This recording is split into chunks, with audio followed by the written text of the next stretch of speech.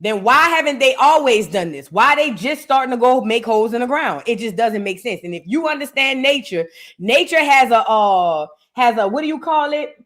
Nature has nigga said Vu is the burrows. It might be.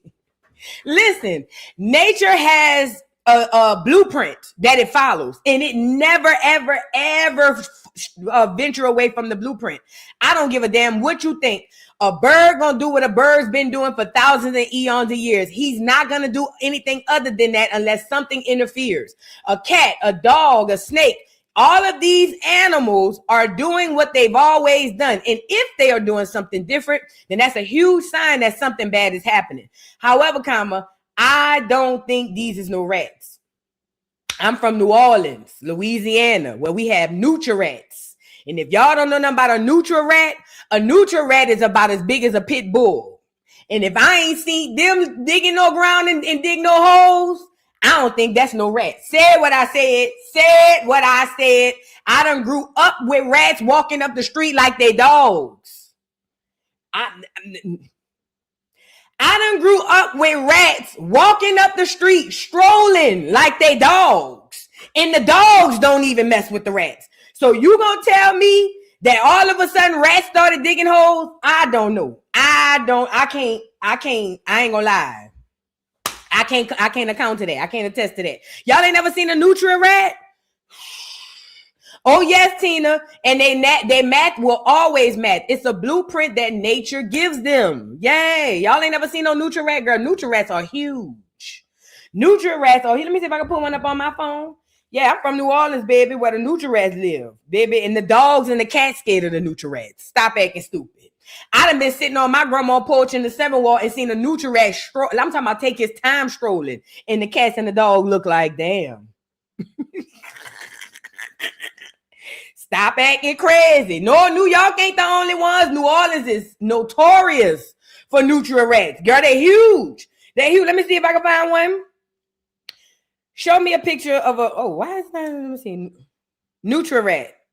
I don't know why my voice thing stop working. How you even spell them? Nutria rat. It'll come up. Here you go. Let me show y'all these nutria rats. This where I'm from. You see these things? Let me show you one next to a man so you can see what I'm talking about. Look at this nutria rat in this man's hands. Y'all see that? Yay. I'm from a place that got these. And they come in all sizes. They ain't all this big, but some of them is. And let me tell you something. If these ain't never dig no holes in the ground when I was a little bitty girl, that ain't no rats. I don't give a damn what y'all say. Me and the rats damn near cousins. If I ain't never seen no rats in New Orleans dig no holes, them ain't no rats outside. And I think a rat is a rat wherever it go. I'm just saying. But anyway, I've been seeing these holes in my ground, in my yard. And I'm telling y'all now, something crazy is happening. Now, we talked yesterday about extraterrestrials, did we not? And shout out to Brother Rich in 363 Empire. He had this brother on here, Brother Elheem. I don't want to mess up his name. I forget his name, but he went live yesterday with this brother that kind of went into detail about what I was talking about. And I'm only talking about what I get from downloads. But he went into detail about the extraterrestrials. He went into detail about how we're related to some of the other. It's crazy. It's crazy. Y'all go check out Brother Rich channel 363 Empire. It goes into way more detail. Remember, I'm not the smartest on this. I just get downloads. But he went into a whole bunch of details about the extraterrestrials being here. And you know what? Let me also say this. Shout out to everybody in the building. Y'all, I was supposed to come back and go live last night, but when I got off the live, first of all, it wasn't nothing newsworthy happening. But I listened to y'all and I went and watched They Live. I listened to the chat. The chat told me yesterday and had told me on many occasions before, Vu, you got to go watch this movie called They Live. And when I tell you I watched that movie and it literally corroborated every single download I had from them looking at other people and noticing that they're not human, that they're some sort of bots and all that. When I tell you everything from everything from the rooter to the tutor is every single thing I was thinking about and talking about. And again, I'm only getting it from downloads. I don't have nowhere to reference this stuff. So when I get these downloads, even with the ancient Egyptian stuff with Black Americans, I'm starting to see that. When I get these downloads, bro, and I be going to get the confirmation after, because that's always happened. I always get the downloads, talk about it, and then the confirmation come later. Man. Seeing that movie and the details in that movie, also seeing that people were helping these beings to screw over the humans, every single thing made sense. And shout out to y'all for telling me to go watch that movie, They Live. If y'all get a chance, go watch the movie They Live. It is really, really good. And it tells a lot. And this is in the 80s. If this is what they were doing in the 80s, imagine what they're doing now. If they were putting this in the movie in the 80s, could you imagine what's happening in 2026? And the premise on that movie was some of the humans were helping these beings feed off of the people, and they were getting rich to do it. Does that not remind y'all of these celebrities? Now, I'm not saying all celebrities. If you're a celebrity on here and it ain't you, then relax, fat, relax. I ain't talking about you, okay? If you're a celebrity on here and you ain't fucking with the people like that, then I ain't talking about you. Slow down. I'm talking about a lot of these celebrities that be on here, even with the Amanda Seales thing. Her coming on here telling us that we're just trying to, it's a bot farm going after Cheyenne. I'm telling you, they have a lot of secrets that they're not telling y'all about.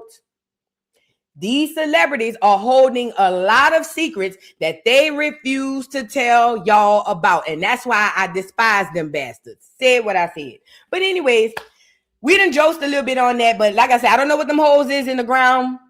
But whatever that is, just please spare me. I don't think it's no animal. I don't give a damn what none of y'all say. I don't think it's no animal at all. I think it's something coming from under this earth, because it's stuff live up under here now. I think it's something or whatever, some being passing in and out of this earth. And it ain't just in my backyard. It's in all our backyards. But that's just me. I'm a conspiracy theorist. But anyways, y'all come on in and get the likes up on the video. And let's get into a few of the things. First of all, morning announcements, you guys. Black America, please do your genealogy. Please, everything that we've been doing, and not just me, pay attention to the internet. Everything has been boiling down to identity. I need Black America to really hear me and understand this really, really well. It doesn't matter what it is you're researching.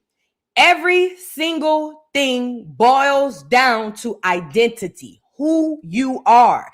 I don't care if you're studying racism. I don't care if you're studying politics. I don't care if you're studying religion. Every single thing boils down to who you are. And the way that this matrix works is it only works as long as you don't know who you are.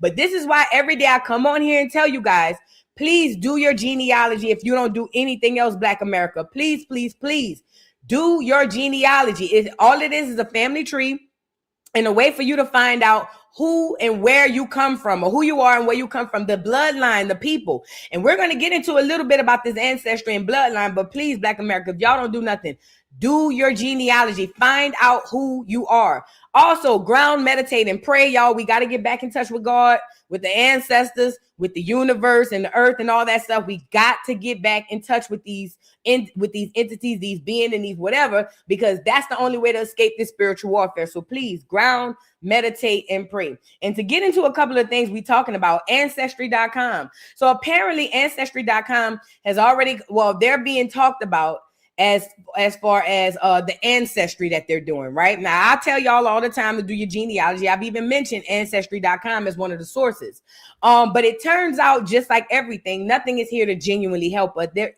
They all have some sort of ulterior motive. And according to the rumors, they're saying that Ancestry.com is using their site to find out who are the descendants of the bloodlines of the gods, who are the descendants of the ancient Egyptians, who is who.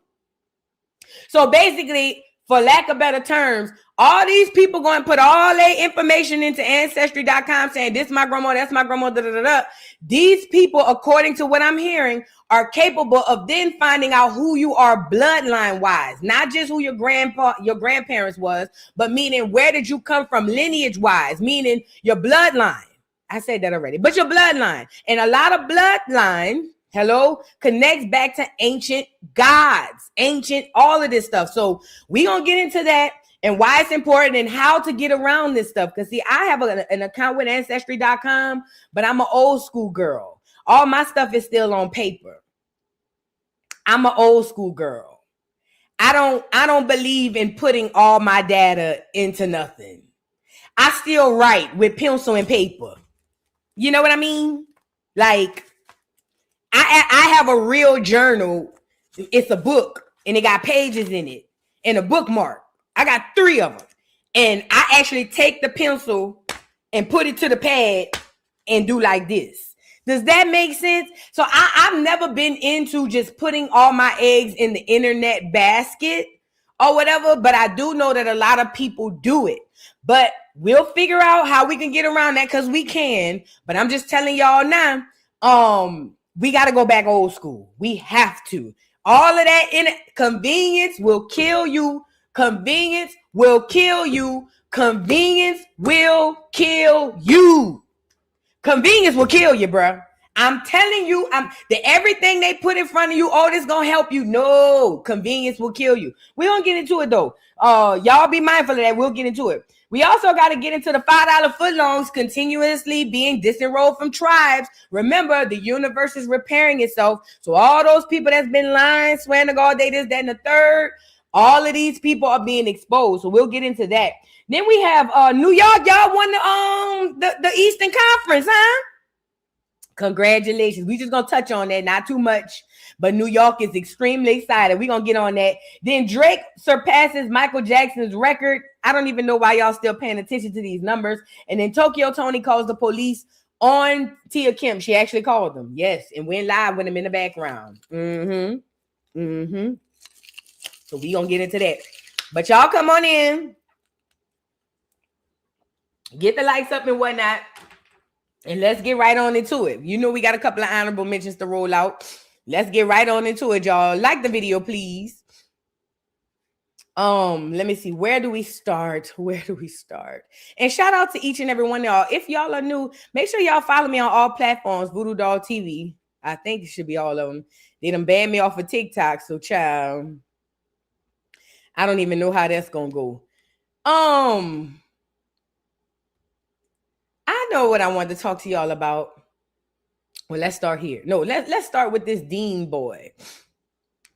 Remember, I told y'all Adrian Broner is going to get himself in a lot of trouble. I told you guys that Adrian Broner is going to get himself in a lot of trouble because he's a train wreck ready to happen. Well, his compadre, Dean the Great, that's the young dude that be with him all the time. He has now been arrested. Hold on. Adrian how you spell his name? Broner and Dean. Now let me show you him and the boy.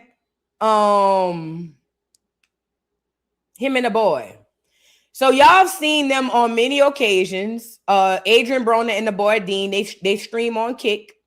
And they have gone viral for many, many things. Mostly Adrian Broner, but still.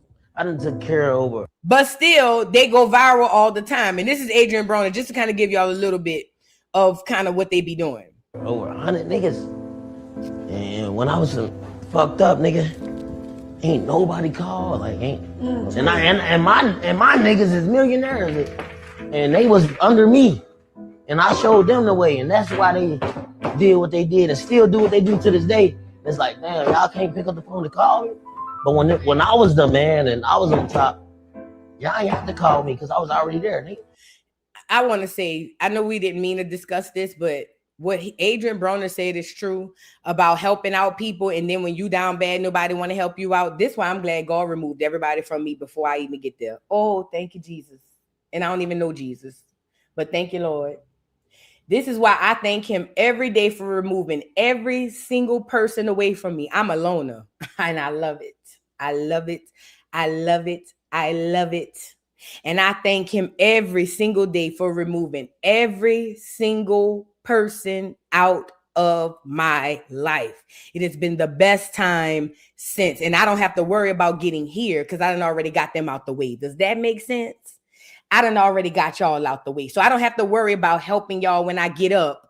You feel what I'm saying? And then worry about y'all bringing me down no. I done already got everybody out the paint. Thank you, ancestors. Thank you, Most High, because people like Adrian don't realize this until it's too late. And now he done helped all them people. You see what I'm saying? And now everybody's sitting there leaving him to dry. I thank you, Lord. You got everybody out the paint. Everybody outside of my child, everybody is out the paint. Everybody. And I thank him on a daily. Yes, I do. Because I don't have to worry. See, when I get up there, because I'm already headed up there. When I get up there, the no gonna hit harder. Does that make sense? Hell, it's gonna be a hell no. And a lot of the people, I gave them opportunity to play themselves. So when they come back later, I can say, you remember when? Yeah, we not doing that. So, and I know they be on here. Shout out to y'all. I know y'all on here. Please, if you're thinking about coming back around, don't. You're not wanted. I don't want you back around. If I left you in the past, I have to say this part. If I left anybody in the past, you will remain there on my soul. I'm not accepting nobody back. No, you can't pass go. No, you can't collect $200. It is a wrap.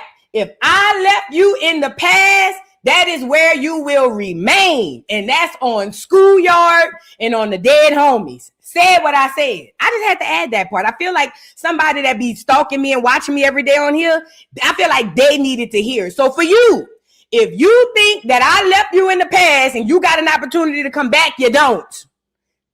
You get it? Telling you now. Don't call me. Don't, girl. No. Please do not come back around. I left your ass back there where I needed you to be, okay? Thank you. Anyways, just to add that part in to what he had said, okay? But that's not what I want to show y'all. Hold on. Let me show y'all a bit of their antics. Hey, but you gotta get back in boxing. That's what people want. Y'all need to start treating each other more. And you can get the fuck out. You're not even a part of this. You're not even. Ain't you with AOP or some shit? You're not part of our group. This is a two-man weave. No, his gang is OVO, right? I'm OVO CMO. Right. So OVO and CEO way out, more door. Y'all need to start treating each other more. And you can get the. So that's the boy Dean, because I feel like we got the gist of it. Let me also say this. Sexy Red is the one at the bottom of the totem pole here. Sexy Red has been trying to hang out with streamers so that she can remain some sort of relevant, and it's not going to work. The witchcraft of us listening to Sexy Red is over. It's a wrap. It's over. We were under, not we, because I never liked her, but most people were under witchcraft when they actually listened to this girl music and actually listened to this girl music and thought that it was good. That was witchcraft. But now that the witchcraft is lifted and we see how trash she is, ain't nobody checking for Sexy Red. So that's why you're going to see her and have seen her around a lot of streamers, around a lot of comedians. She's trying to keep her head above water. Now, we seen her over there with Dolly over there at Baddies. And I told y'all then, I wasn't on this channel, but if y'all know Dolly from Baddies, I saw her in the video with Dolly and I said, what Dolly don't understand is she's the top dog and Sexy Red is the one at the bottom. But because most people don't think like that, they're looking at her having the previous fame and fortune and thinking that she's that girl and she's not. She's done. I'm more popular than Sexy Red. Not really, but you know what I mean? I got more pull in the game right now than Sexy Red. She's done. It's a wrap. It's over with, okay? Now, apparently the boy Dean, who's the sidekick of Adrian Broner, was arrested, and they said it was for an attempted robbery. Now, let me just say this. On paper, you see arrested for attempted robbery, you'll think that this young man pulled out a blicky or some sort of weapon or anything and robbed somebody. No. But this is why I tell y'all this streaming stuff is going to get one or both of them, definitely Adrian Broner, in a lot of trouble. All money ain't good money. because what happened was he was on the I guess he was with a group of girls, and because one of them he kicked them out and kept her phone or tried to keep her phone, they done put a whole attempted robbery on this boy. This stuff, while y'all laughing and knee slapping at the house about how funny Adrian Broner is, y'all are literally cheering on these people's demise. And I'm not saying you wrong or right for doing it. I'm just telling y'all what you're doing. You're literally helping, aiding and abetting in these people going down to the ground for your own entertainment. But if they like it, I love it. Let's get into Dean. It says, well, looks like Dean the Great was forced to take a little break from streaming, and not because he wanted to. The influencer boxer had to trade in his championship jewelry for a standard issue jumpsuit as he was taken into custody and officially booked on a felony charge of attempted robbery. According to TMZ, the 25-year-old was arrested after police say a woman named Destiny Ailman claimed Dean tried taking her phone after kicking her off a yacht. She told the officers that Dean got upset simply because other men were allegedly trying to talk to her, even after he ordered her not to talk to anyone else. So according to the story, they want to make it, they're saying that he kicked some girl off the yacht because he must have told her not to talk to some dudes, and because he kept her phone. Now that's a whole attempted robbery. I'm telling you now, even though some might feel like he deserved it or he don't, this streaming stuff is a setup for disaster. Yes, it is. They want y'all to come on here and spill all your tea, give your real life. Now, y'all not knowing the things that y'all take for granted is actually breaking laws. Because, see, in a regular situation, him kicking the girl off the boat wouldn't cause for her to be doggone attempted armed robbery. But when you're dealing with the internet and people who all have a reason to want to take from you, then there you have it. So now it's crazy because I didn't think the boy Dean would be arrested first. I thought it would be Adrian Broner. I just saw a video where 6ix9ine walked in on Adrian Broner in the bed having sex with a young lady. These little niggas here, I know for sure Adrian Broner, if he continues on this path and he don't get up off this streaming shit, that nigga gonna be dead or in jail. And that's on everything. And I'm not trying to put no bad juju on him. I'm just looking at the pathology and I'm telling you where it leads to. If Adrian Broner don't wake up one morning and say, you know what, I ain't doing this shit no more, I'm telling you now, his ass gonna be dead or in jail. And this one here, who's thinking that he's just gonna come in and make all the money off of AB and he's not gonna receive none of the karma, as you can see, that don't go like that. That's why he just had to take a break from streaming. I'm telling y'all now, mark my word. Mark my word. And let me say this, all these celebrities that's over there clapping and AB, they all want to see him go down too. Neither here nor there. Neither here nor there. Let's move on. I can only help y'all out. And then, let me show y'all this too. Did y'all see this video of the boy Dean? He's on the bus, and let me show you how they be putting these dudes in these compromising situations. And you know what? If they like it, I love it.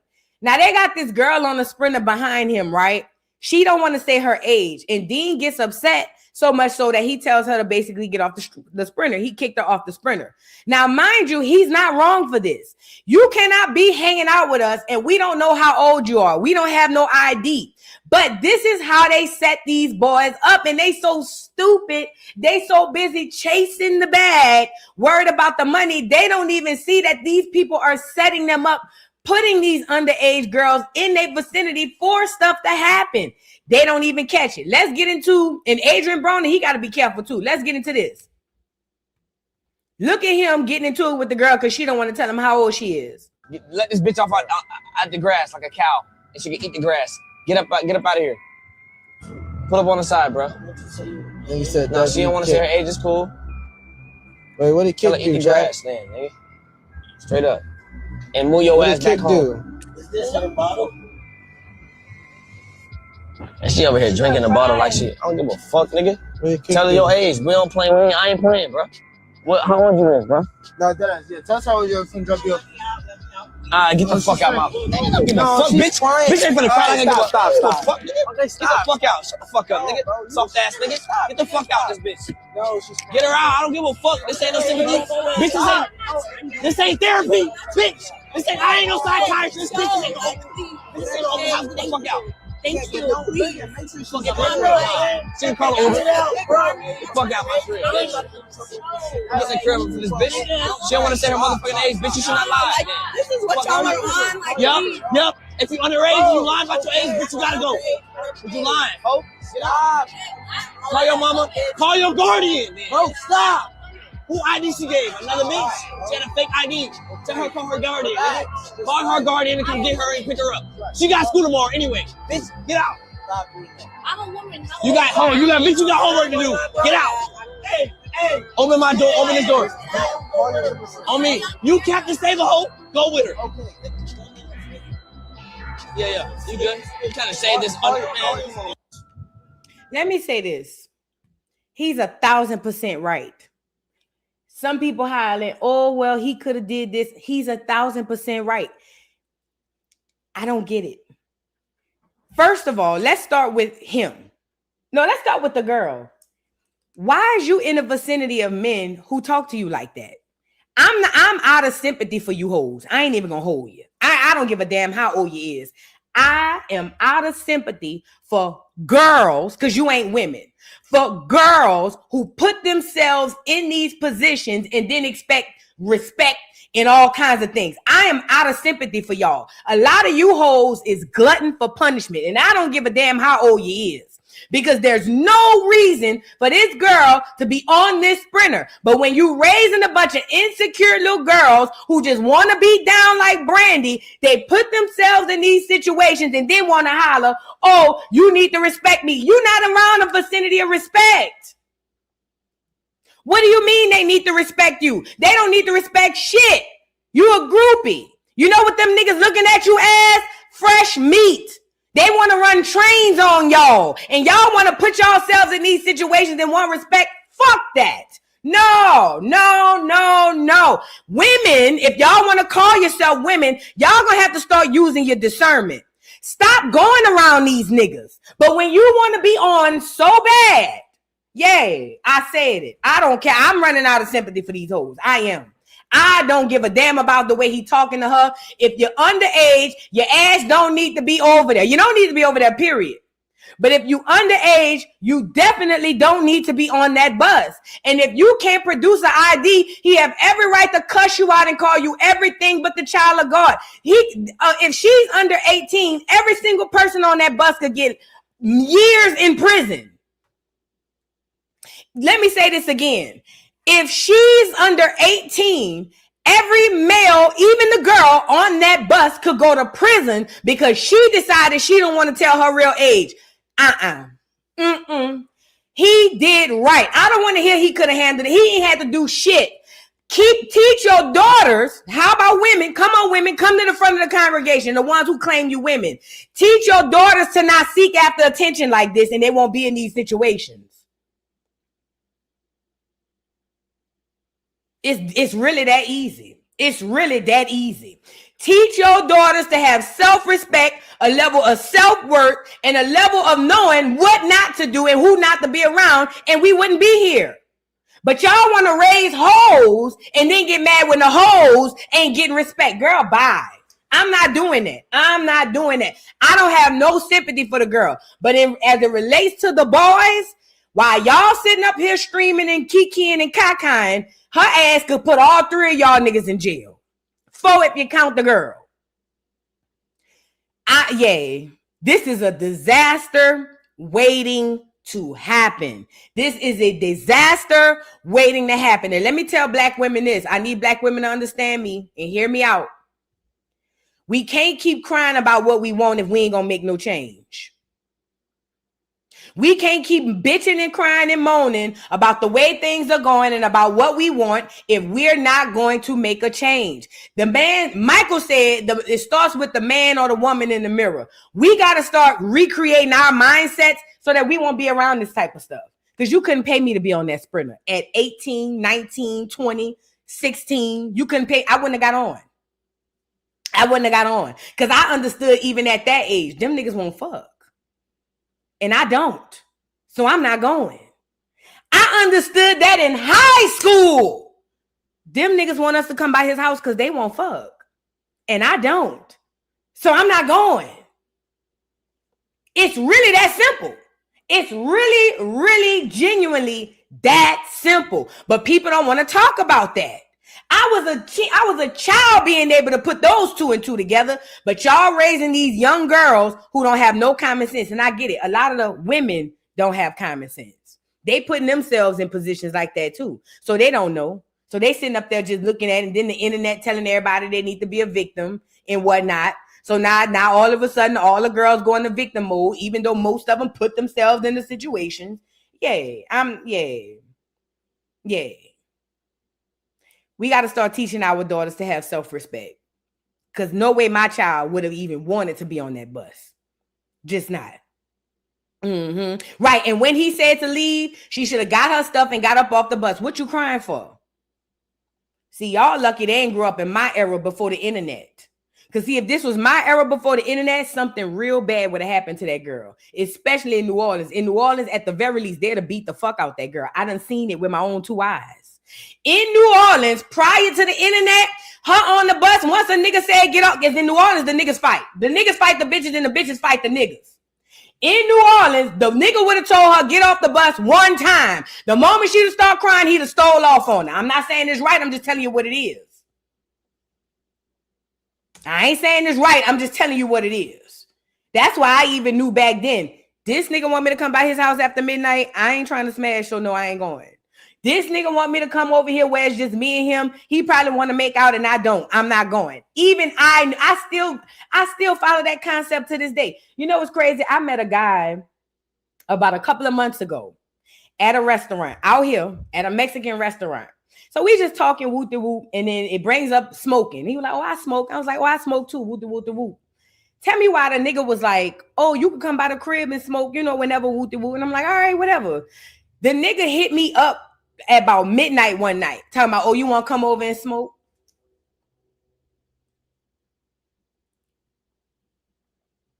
I'm 43. I'm 43 years old.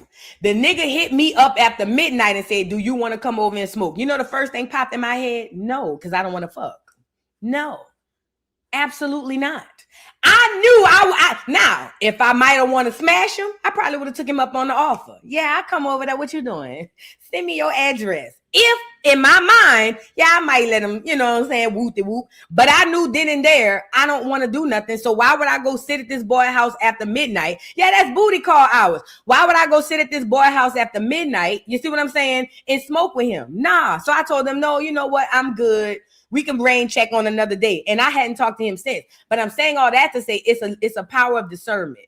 Knowing what people want. They ain't got to tell you. Knowing what people want, you already know what it is. I think we need to start doing that. We need to instill those things in our children. And some of us as adults, I'm seeing, don't have those things. But anyway, moving on. Y'all get the likes up on the video. Yeah, that boy Dean them, they're a disaster waiting to happen. Watch. And this girl, what's her name? Who was over there with Offset? She gotta be a damn plant. She got to be. There's no way possible she's not. Now I want to show, hold on. Let's get into the Knicks winning their championship. So I heard the Knicks won, what is it? The Eastern Conference. Now, the Knicks ain't won, they say, since 99. Selena Powell, that's the lady I was thinking about. But they say the Knicks ain't won since Juvenile backed it up for the 99 and the 2000. No shade. But they say the Knicks ain't won since, but after 27 years, they done won. They done got them climbing all on top of phone booths and everything. Look, y'all. I don't want to play the song. Girl, look at this nigga jumping out the crowd. Girl. This remind me of when New Orleans won the Super Bowl. Or when we went to the Super Bowl. It was lit like this. I ain't gonna lie. It was lit just like this. I remember I had blew my horn out my car, just hitting the horn, because everybody in the traffic was just hitting the horn. And I was hitting my horn. I had a Hyundai Elantra. Man, I was so drunk hitting that horn. Got up the next day to hit the horn, and that bitch went blue. That's when I realized horns go out. But yeah. Congratulations to the Knicks of New York. Who done rigged the game for y'all to win? Oh, go ahead on, New York. Y'all, you know, y'all ain't been nothing for a while. No shade. But the fact that y'all won tells me that y'all might be making this thing a whole round again. And I'm happy for New York. Shout out to y'all. Who y'all play next? Hold on. Who y'all play next? Because I had seen my auntie always call me when I'm on live. And every time I call her back, she busy. Hold on. New York Knicks. Girl, what done happened? Who y'all? They say y'all beat the Cavaliers. Nope. They say y'all beat. Yeah, the Cavaliers. Y'all beat the Cavaliers 121-108. Child. The Spurs. Y'all playing the Spurs. Nah. What y'all think? Y'all think New York gonna pull it off? I don't know. Who y'all got on y'all team? I haven't followed basketball in forever. But anyway, congratulations on order to New York. Y'all deserve it. Y'all need some kind of happiness on out there. You know, y'all been on the Borough Water Advisory for a long time and curfew and whatnot. So I guess, you know, they decided to let y'all have y'all little free time. New York, you know what? Now that I know y'all in the finals, I'ma watch it.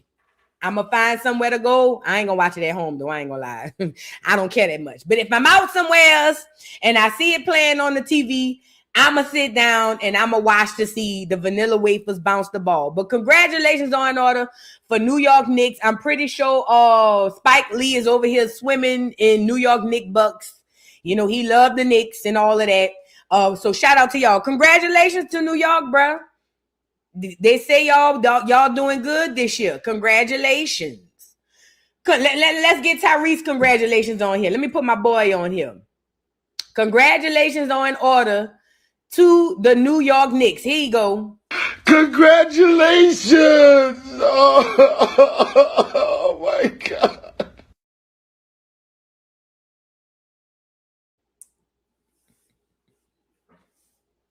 One more time. Congratulations! Oh my God. Well, congratulations to the Knicks, bro. Y'all been working hard. Y'all been working hard for these championships, and y'all have yet to get one. So congratulations to y'all. Y'all deserve it. Y'all watch the game, y'all, and cheer on the Knicks. Unless you're a Spurs fan, I think we should be cheering on the Knicks in the upcoming whatever. Okay. Now let's move on. Yeah, they say y'all tearing New York up, huh? Y'all better calm down before they put y'all ass back on curfew. Y'all better calm down before they put y'all ass back on curfew. Okay? Now, I don't mean to keep beating a dead horse, but I did want to bring up the Cheyenne Bryant thing again. So some girl who went to school with Cheyenne Bryant, she came out and had this to say. Now, she showed her diploma. She showed her paperwork where she graduated. And she said Cheyenne been lying about wanting to be a doctor since they was in school, honey. Child, let's get into it, y'all. Like the video. Please and thank you. I know, you know, Cheyenne, now that I'm thinking about it, she's a beautiful girl, but I think something might be wrong in Cheyenne Bryant's head. Like, you know what I mean? It's kind of like Krishan. Krishan is a beautiful girl. Y'all know I am the biggest hater of Krishan Rock. But even in being a hater, Krishan is a very beautiful girl. She has a very kind of baby face beauty. You know what I'm saying? And that's what makes the world love her. Cheyenne Bryant is a beautiful girl too. She got a little head, but she's a beautiful girl and she got a beautiful body. But I think something under that, I think she might be a little retarded. You know what I mean? I think so, for real. Let's get into it. Hey y'all, my name is Shalonda. Last name Kanyeve, but most people call me Dr. K. And I went to school with Cheyenne Bryant, the very same school she got her degree from. Hold on. See that? Argosy University. See that? Argosy University. Same year. Right there. Yeah. We went to school. She was already calling herself doctor. We got into an argument about it one time because the dialogue we were having in class was, do we call ourselves doctor even though we weren't completed with school? And she said she paid so that she could be a doctor. And I said, Being called doctor isn't that damn important. Hey y'all, my name is Shalonda. Last name Kanyete, but most people, because it's no difference than anything else. What's important is the work we do. But we got into a very heated argument about it. And our instructor said, you cannot say that you're a doctor if you haven't completed your dissertation and done with school. Period. But me and Cheyenne used to get in a lot of arguments about shit. And one of the things that she said she wanted to do was she wanted to be the next Iyanla Vanzant.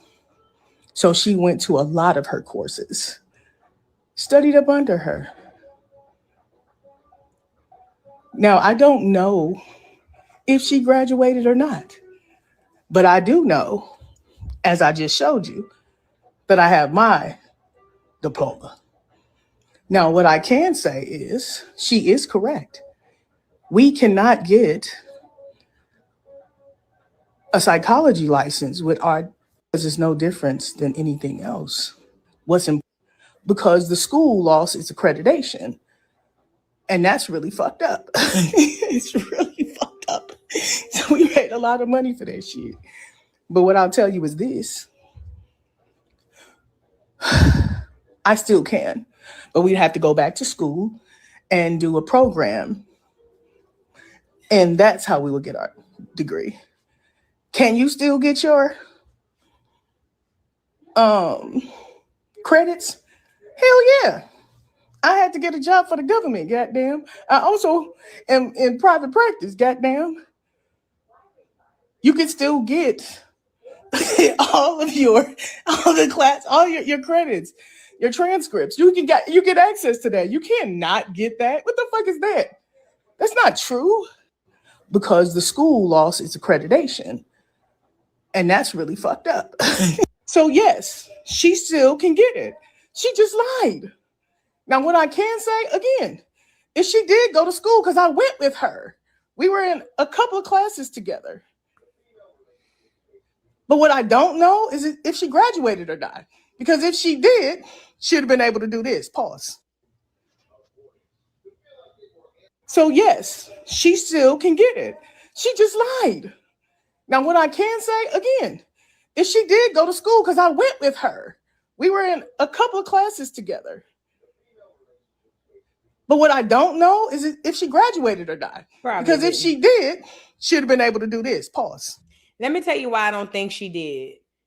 Because you got to keep in mind, she says that Cheyenne Bryant studied under Iyanla Vanzant. That means she worked with her. If she's saying she studied under her. But she said that she paid to be the doctor. She studied under Iyanla Vanzant, took all of these life courses. She never had plans on actually finishing this shit from the beginning. She did enough to be able to come to the internet and say, I did the courses and I'm a doctor. That was the whole plan from the beginning. I don't think Cheyenne Bryant ever, at least for 1 second, wanted to actually commit to finishing out her degree. It was enough to say, I did enough to do it. That's why I'm here. She just didn't expect the lie to go so far to where we'd all be looking at her like, girl, you's a pathological liar. That's what this is. But at the end of the day, we all knew that she could get a copy of her transcripts, regardless if the school is accredited or not. We know she could have got a copy of her transcripts, but she's a liar. That's what Cheyenne Bryant does. And she's a beautiful liar, so people can't see it.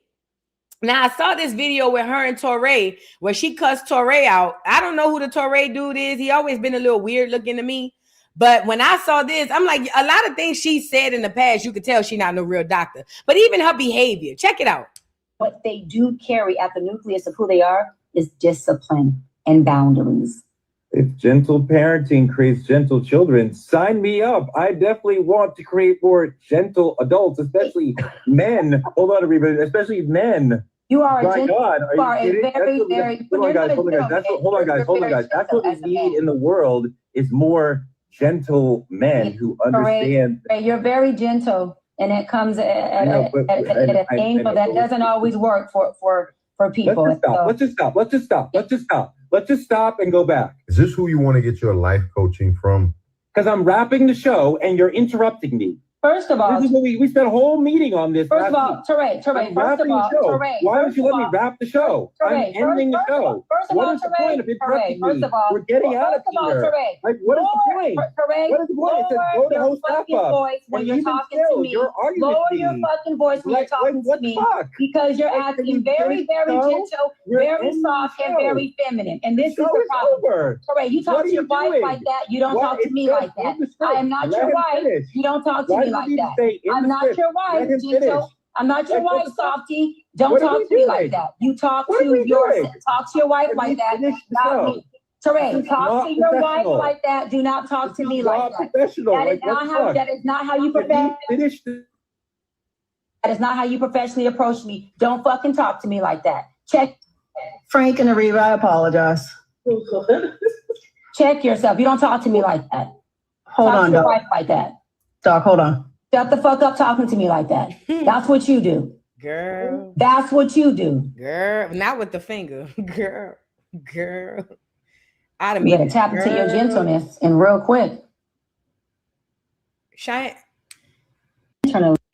ain't never been popped, and it's obvious. It's obvious she ain't never been popped. Her little light-skinnedness done caused her to get all kind of privileges to where she ain't never been popped. And it's getting obvious. It's beyond obvious at this point. Because, girl, who the fuck is you talking to? Who? At any rate, this is the girl that people think is a doctor. And let me say this. Like I said, it's not even the fact that she lied. You know what the scariest part about all of this? The amount of people who believed her. And what's scarier than the amount of people who believed her are the amount of people who are still windmilling for her and still defending her. That it's like the more you peel back the layers to this thing, the more scarier it gets. You had millions of people to take her word at face value that she was a doctor. Nobody checked in on nothing. They just heard her say she was a doctor. They saw she looked good and they went with the move. That's scary within itself. Then on top of that, we find out she's not a doctor. And then here we getting her real behavior. And we got people that are going out of their way to scold the people who feel played about her lying to them. Think about that. There are people going out of their way in comment sections, in all these celebrities, some of them as well. They're going out of their way to make you feel bad about not appreciating her lying to you. This is the life we live.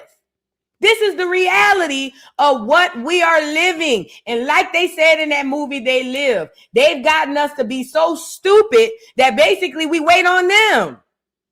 I tell y'all every day, the internet tells us what to do, how to think, and what to feel. People think that I just be over exaggerating, but I'm not. It's the truth. Whether you want to accept it or not, it's the God's honest truth. Not everybody. Most people are operating off of how the internet tell them, what the internet tells them to do. If the internet wants you to hate somebody today, all they'll do is put the shit out on the internet and boom, you hate them. If they want you to love a person today, all they do is put out stuff on the internet and boom, you love them. Whatever the internet wants the mass majority of the people to do, they're going to do it. Because most people, I hate to say this out loud, but it's the truth. Maybe sometimes you got to say the quiet part out loud for people to understand. Because they understand that most people are stupid. That's that. I'm going to tell you how they're talking outside of you. They look at 95% of the people that's activating this internet and say they dumb, they stupid. All we got to do is tell them, and that's it. And guess what? Rather people want to believe it or not, or admit it or not, it works like a charm every single second of the day. It never not works. It never not works. You be hard pressed to find somebody on the internet with their own mind. Everybody regurgitating everybody else stuff. Everybody repeating what they heard. It's one big cesspool of follow the leader. No shade.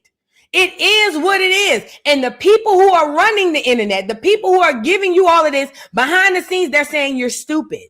They're dumb. They're sheep. They need us to tell them what to do. That's why that's how they rationalize this shit. And this is what confirms their rationalization.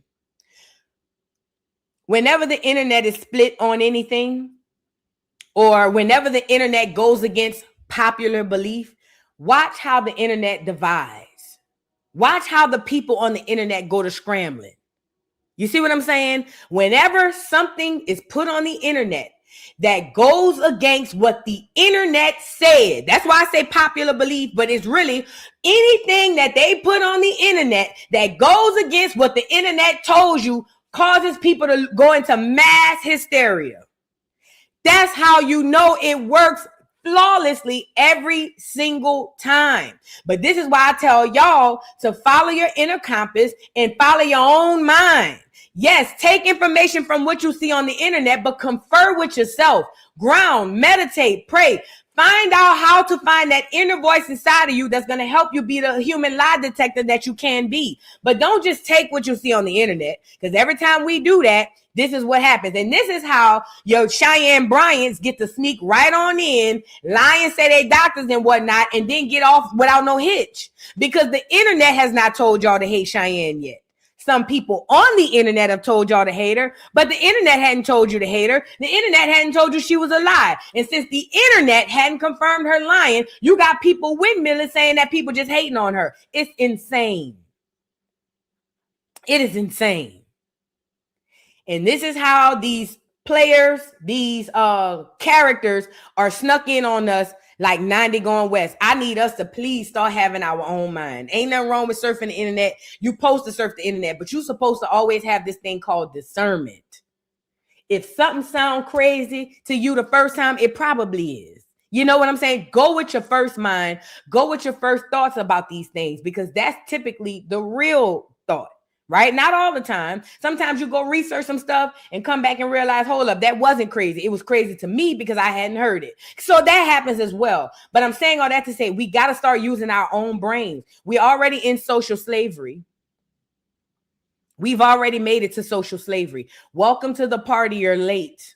That's why 99% of the people are on the internet fueling the internet while the 1% gets rich. We're already in, myself included, we're already in social slavery. I tell y'all all the time, YouTube is a big ass plantation. Y'all think I be playing. It's just a plantation that pays well. But YouTube is a huge freaking plantation. We're already in social slavery. You just can't feel it because you don't see no whips and no chains hitting you across your bike. But we already here. Myself included. You know what I mean? So anyways, please be mindful of that, y'all. Have your own minds. Now, I want to share this man. This man, the pastors in the church is going crazy. I don't know if they're just trying to go viral or not, but look at what this man had to say. Out of the Democrat Party making bitches out of our women and pussies out of our men. I'm tired of it. I've had enough of it. I've had enough of it. The man needs to stand up and be a man. Stand up and take back our community. Stand up and tell the truth. And Al Sharpton needs to go. He needs to be off television tomorrow. He needs to go. He ain't lying. You look at the children that are suffering. Ain't got no daddy. And watching mama and some nigga she dragged in off the street having sex. Because all they got is that one room. Woo! The daughter's watching, a 3-year-old daughter watching sex going on. It needs to stop. I'm tired of the Democrat Party. Outside of him saying the Democrat Party, everything else he said is right. And the only reason I'm saying outside of the Democratic Party, because I don't want to tongue wrestle with y'all about no politics. Because I already know, voodoo is not the Democrats. I don't give a damn about that. So outside of him saying the Democratic Party, which I do agree, though, the Democratic Party is making the niggas bitches and the women, you know what I'm saying? Or however he said it. He's right. He's right. It's a lot of real jacked up, disgusting stuff that's happening to us. And we peeping it as normal, and it's not. We spoke about the women being the girls and the boys being the men's. We got to get back to that. And it calls for a lot of traditionalism, but we got to get back to that. Shout out to the pastor. He was right. He was right. And stop bringing these niggas off the street in front of your churn. Yeah, that's the part y'all don't want to hear. Stop dragging these regular ass niggas off the streets. Okay? Swears to God that these is y'all baby fathers or y'all old man. You see what I'm saying? And the whole time it ain't y'all old man. And the whole time putting him in the bed with you and all of that. Him holding and kissing on your baby and all of that. Girl, y'all different. I don't understand. I just don't understand. Moving on. I don't really care. I was about to bring that up, but I don't really care. Moving on. Did y'all see Cardi got 3 AMAs? Now, mind you, Cardi is headlining the Essence Festival, but we won't be there, so who gives a shit? You know what I'm saying? But Cardi is headlining the Essence Festival. She is a tether for those in the bike who don't know, but she is a headliner for the Essence Festival as a tether, and they've been giving her all kinds of awards. But remember, I told you, Cardi has to play by the rules of that industry and that label. You know what I'm saying? So Cardi is a slave to that. And just because they pile these people up with awards really don't mean nothing. But I think a lot of people who chase numbers and chase awards are going to think that she's doing amazing, and she's not. I knew that the awards system was flawed, but I definitely knew it was flawed when Megan Thee Stallion got all them Grammys after she allegedly got shot by Tory Lanez. I knew then and there this is all a bunch of bullshit. But yet and still, most people who gauge success by numbers and awards, they're going to look at this as if Cardi's winning when she's not. Actually, Cardi is trash. But in order to make her not look like trash, they have to mount her with awards. They have to cloak her with all of these things, with money and jewels and awards and things, so that you'll continue to play into or buy into the play. And what is the play? Cardi B is not a rapper. She's not even a successful rapper. The only reason you believe that is because she have the industry behind her. But the moment they get tired of her and they strip her of all of their cloakness, if that's even a word, and all of their protection, you'll see Cardi for the Cardi that she really is. They do this with every celebrity. But again, we're going to get into Cardi being excited about her first AMAs or winning 3. Let's get into it. AMAs. Thank you so much for giving me 3 awards tonight. Best female rapper, best hip hop song, and best hip hop album. Thank you so much. And I promise you, not only am I going to attend next year, I'm going to perform. That's word to everything. I don't give a fuck what I'm doing. Thank you so much. Please send my award to my house. Don't send it to my mom's house because she be keeping my awards and be putting it in her living room or whatever. What a great day. The Knicks is going to the motherfucking finals. I want 3 award show. What's next? Stay tuned. Love you, Barty Gang. I love you, everybody. Bye. Cardi B sweeps the hip-hop categories. Mind you, this is a tether. A tether. And somebody said her island must go crazy in the Caribbean. It don't. Y'all might as well call me Caribbean Voo. I done been to damn near every single one of them islands, and they don't hardly know the bitch. It don't. I'm telling you now. I might as well be a rude gal for all the islands I done went around. It don't. No, they is not on no, not even in Puerto Rico. They is not on no Puerto Rican island bumping no Cardi. I'm telling you, I be around there. You can't tell me I be around there. I stay on the Caribbean island, bitch. Stop acting crazy. I done been to damn near all of them, and I'm going to see them all before I get up out of here. And I ain't never been nowhere where they had Barty in the bike. I ain't never heard it. Never. And you know where else? I went to Puerto Rico and asked them if they knew the Puerto Rican princess, and they looked at me like I was growing 3 heads. These people only be popping like this in America. Now, granted, they know her, but no, she does not pop on no Caribbean islands nowhere. No. They do not play that hoe. They don't. I'm telling you, I be over there. I be over there. They do not rock with no goddamn Cardi. Okay? Now, on top of that, the awards are fake. It is to feed the Truman Show, ladies and gentlemen, boys and girls. Remember we talked about this Truman Show?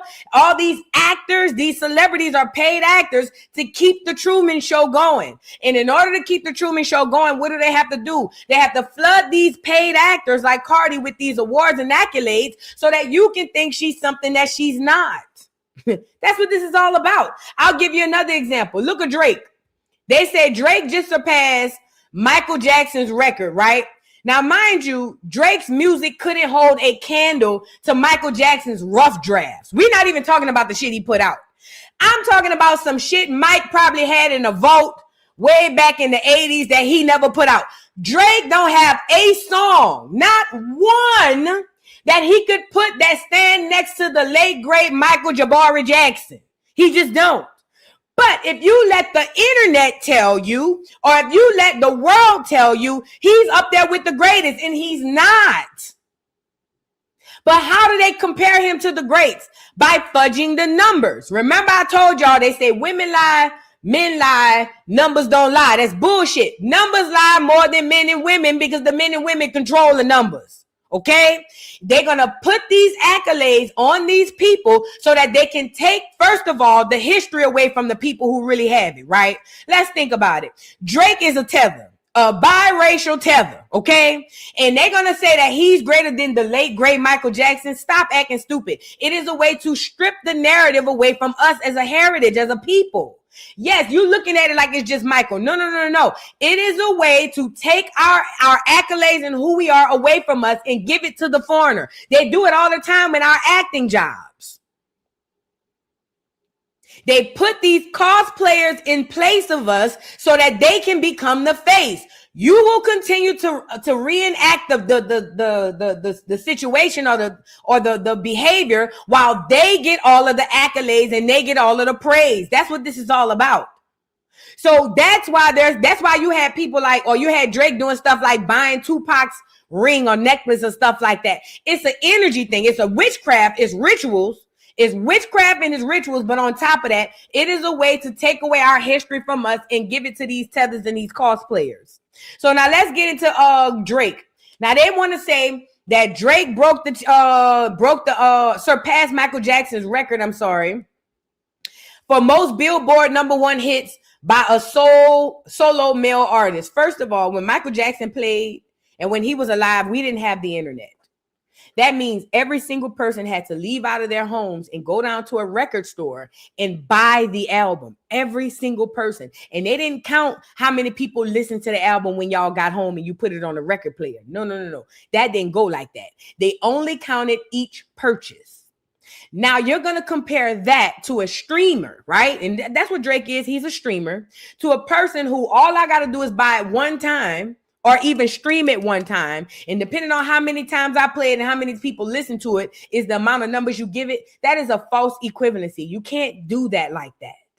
But in today's society where people chase numbers and nobody chase truth, they can make it look like Drake is a better artist, if not just as good of an artist as Michael, when he will never, ever be. Let's get into it. It's all for the Truman Show. It says Michael Jackson's record for the most Billboard Hot 100 #1 songs by a solo male artist after Janice STFU debuted on the top of the charts following the release of his 3 new albums. Let me back up. Drake has officially broken Michael Jackson's record for the most Billboard Hot 100 #1 songs by a solo male artist after Janice STFU debated at the top of the chart following the release of his 3 new albums. It says the achievement gives Drake 14 #1 hits overall, tying him with Rihanna, another tether, Taylor Swift, a clear, only Mariah Carey, a half and half, and the Beatles, who are clear. Mind you, this music belongs to us. This our shit. But when it come down to who gonna be at the top, they continue to move us out to put these cosplayers in. Are y'all catching this? You mean out of all these people that done came before us, Michael Jackson is the only other black person on this? Everybody else is white or tethers or biracials? Paper genocide, Black America. You want to see paper genocide? You're witnessing it in real time. This is paper genocide. You got a whole bunch of others be in the face of our shit. That's what this is all about. Y'all chasing these numbers, falling in love with these celebrities, and you're helping them to steal from us. So keep clapping for the half and halves and the tethers. It goes on to say the achievement gives Drake 14 #1 hits overall, tying him with Rihanna and Taylor Swift. Only Mariah Carey and the Beatles have more. Drake also made chart history as Iceman, Habibi, whatever, and Maid of Honor debuted as numbers 1, 2, and 3 on the charts. This is all contrived, y'all. Y'all want to hear a little bit of it? Hold on. Let's get into what he said. He says, neck broke from carrying the chain, back broke from carrying the game, records broken, carry on my name, carry on, carry on. Now this nigga about to reign at the top like he the GOAT and he the king. Is this record playing on here? I thought it was playing on here. I heard some of this shit. It sounds horrible. Horrible, horrible, horrible. But remember, Drake was ushered in to taint y'all ears anyway. If you like Drake, you don't really like real music. No shade. You can't be a Drake fan and understand real music, because if you understand real music, Drake's music hurts your ears. You can't be. Most people are fans of his music because they fans of him. They're not fans of his music. Paper Genocide. Put the half and half tether in there to be the face of the number ones. Take it away from the nigga we turned into a white boy and put it in front, put a Jew to the Jew baby. Because that's what he is. He's half Jew. Give it to the Jew baby. It's given his parents bought that. That's what I'm getting from it. It was bought and paid for. But this is what you're dealing with when you're dealing with these records. Stop chasing the internet and stop allowing the internet to tell you what it is, because the internet will lie to you every single day. Use your own mind, have your own discernment. At the end of the day, Rihanna couldn't stand next to Michael. The Beatles could not stand next to Michael Jackson. And I don't want to hear nobody come on here and say all the things that the Beatles did. It was a bunch of white boys cosplaying nigga music. I don't give a damn about the Beatles. Fuck them crackers. And I said it. I hate when niggas be, oh,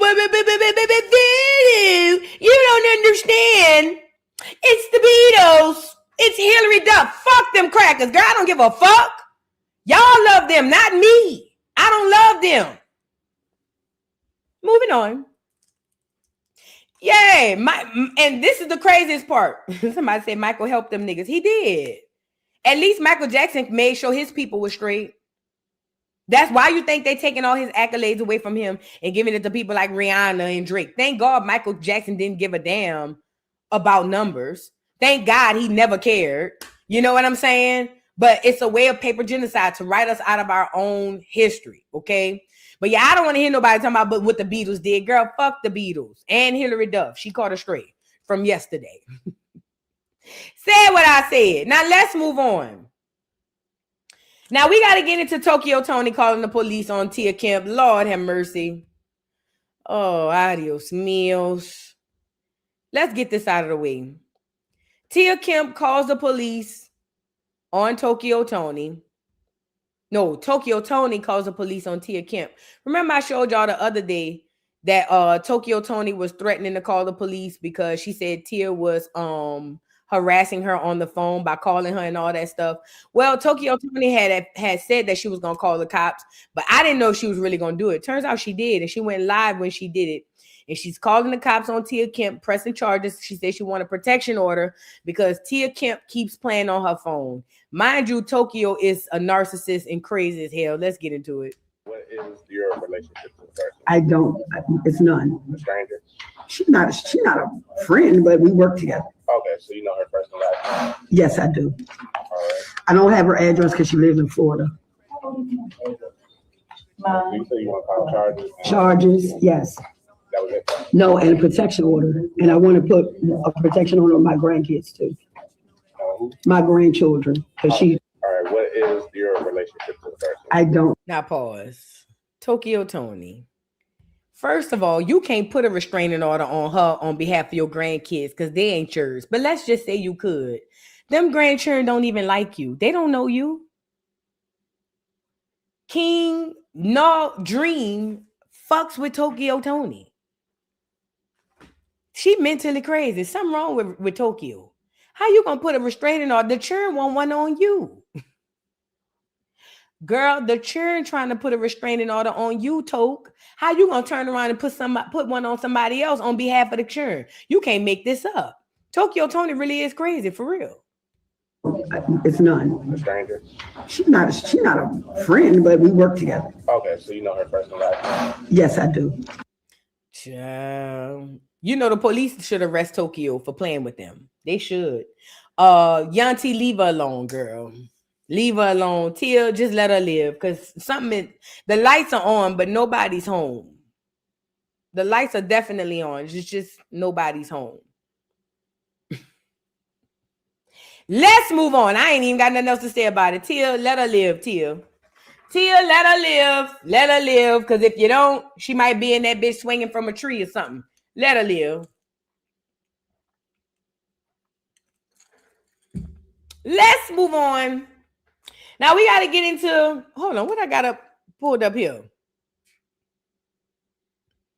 Oh, I want to share this with y'all. Now, y'all heard about the founders of BLM being witches, right? Have y'all heard about that?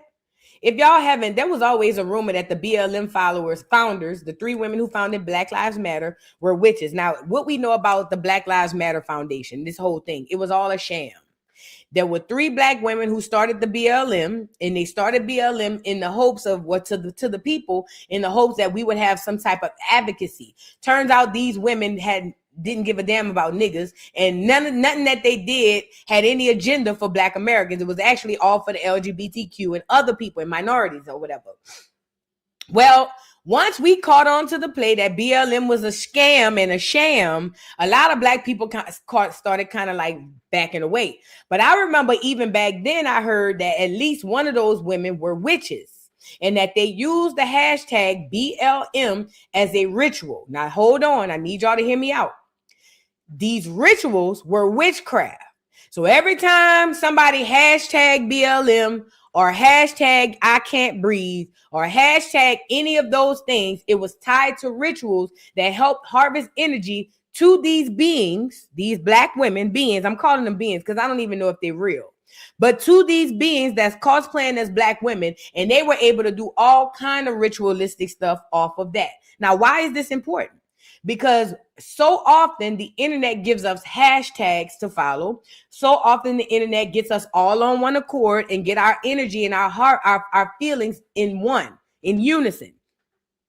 I've always thought it was a ritual, but hearing the way that they did their whole BLM thing puts a whole new perspective to it, y'all. Check this out. It was odd. It was so eerie when I heard it, because I remember taking part in the hashtag BLM. I didn't do the hashtag I can't breathe, but I did go buy the Black Lives Matter shirts. I was one of those people who fell into the conundrum, but I quickly woke up. Let's get into it. You guys know that the 3 women who founded the BLM movement are on record admitting to being witches and warlocks, and that their whole say their name movement was a ritual. They were invoking their spirits from the dead to do work through them. Patrice colors in her own words. When we speak their names, we invoke that spirit, and those spirits actually become present. Spirituality is at the center of Black Lives Matter. Maybe I'm sharing too much, but we become very intimate with the spirits that we call on regularly, right? Like each of them seems to have a different presence and personality. You know, I laugh a lot with Waukesha, you know, and I didn't meet her in her body, right? I met her through this work. It's a very important practice. Hashtags are for us are way more than a hashtag. It is literally almost resurrecting a spirit so they can work through us to get the work that we need to get done. I started to feel personally connected and responsible and accountable to them, both from a deeply political place, but also from a deeply spiritual place. And always, you know, in my tradition, you offer things that your loved one who passed away would want, you know, whether it's like honey or tobacco, things like that. And it's so important, not just for us to be in direct relationship to our people who've passed, but also for them to know we've remembered them. The chanting of say his name is more than just a hashtag. It is literally almost resurrecting a spirit so that they can work through us to get the work that we need to get done. So when you were saying George Floyd, you were resurrecting, you were practicing corporate necromancy. So the entire movement was a movement of witchcraft led by admitted witches. All the hashtags, all the chanting their names, these were demonic rituals they were doing. And all of the so-called Christians out there who was joining this movement, who was saying their names, who was doing the hashtags, wearing the shirts, marching in the streets, you were partaking in a ritual unknowingly. You literally got involved with doing demonic rituals just because you wanted to follow a certain political side and what they were doing. You need to repent. You need to get on your knees and repent to God for partaking and being involved in this satanic, demonic ritual where you were literally summoning demons. This is exactly how Satan operates. He's not going to tell you what you're involved in. Now, Patrice mentions in the video that in her tradition, she offers things that her dead loved one would have wanted, like honey or tobacco and so on and so forth. So she creates an altar and she offers these goods to her dead ancestor. Now, what exactly is this tradition she's talking about? Well, we're going to get into it and I'm going to go into more depth with my inner circle. If you want... Pause. I want to first say this. I hate that witchcraft. Well, I'm sorry. Let me back up. I hate that ancestral work is getting a bad name because it's intertwined with this. Because doing ancestors work is not necessarily bad. Do I sit around here and do ancestors work? No. I do have a very close relationship with my ancestors, but I don't have no altars or nothing like that. I just have my own personal relationship with the ancestors. I think that what's happening here is they're mixing up ancestral work with the negative things that these girls are doing. And I think that needs to be talked about. But we're not going to talk about that today. What we're going to talk about is what they were doing and why they were doing it. All of the hashtags, all of the I can't breathe, the hashtag George Floyd, we're thinking of it in the 3D realm as it's just, oh, you know, whoop, whoop, whoop, we just online. But we don't understand energy and how it really works. And I do believe that these girls were using the George Floyd bit and the I can't breathe to harvest the energy. That's what made them rich. That's what made the whole hashtag more popular. And that also is what made us still to this day triggered when we think about George Floyd. Wasn't we just talking about yesterday how everybody, all the black people are upset because the white boy made a joke about George Floyd? That is a remnant of the witchcraft, because at the end of the day, none of us knew George Floyd. And even though he was wrongfully killed, it should not evoke something in us the way that it does. It shouldn't. It just shouldn't. And we should not be so triggered at the idea of somebody saying something so negative about George Floyd. But when you are heavy under the witchcraft, that's what it does, because that was the whole purpose. This is why you hashtag all day George Floyd, hashtag I can't breathe. It was also a way to implement the witchcraft. The same witchcraft is not just implemented on George Floyd. They do it on most of these goddamn celebrities that we love, right? That's why it's certain people say, oh, you can't say nothing about that. That's part of the witchcraft. Oh, don't say nothing about that person. Witchcraft. Oh, don't. People get triggered by just the idea of you saying something negative about some other people. You are under witchcraft.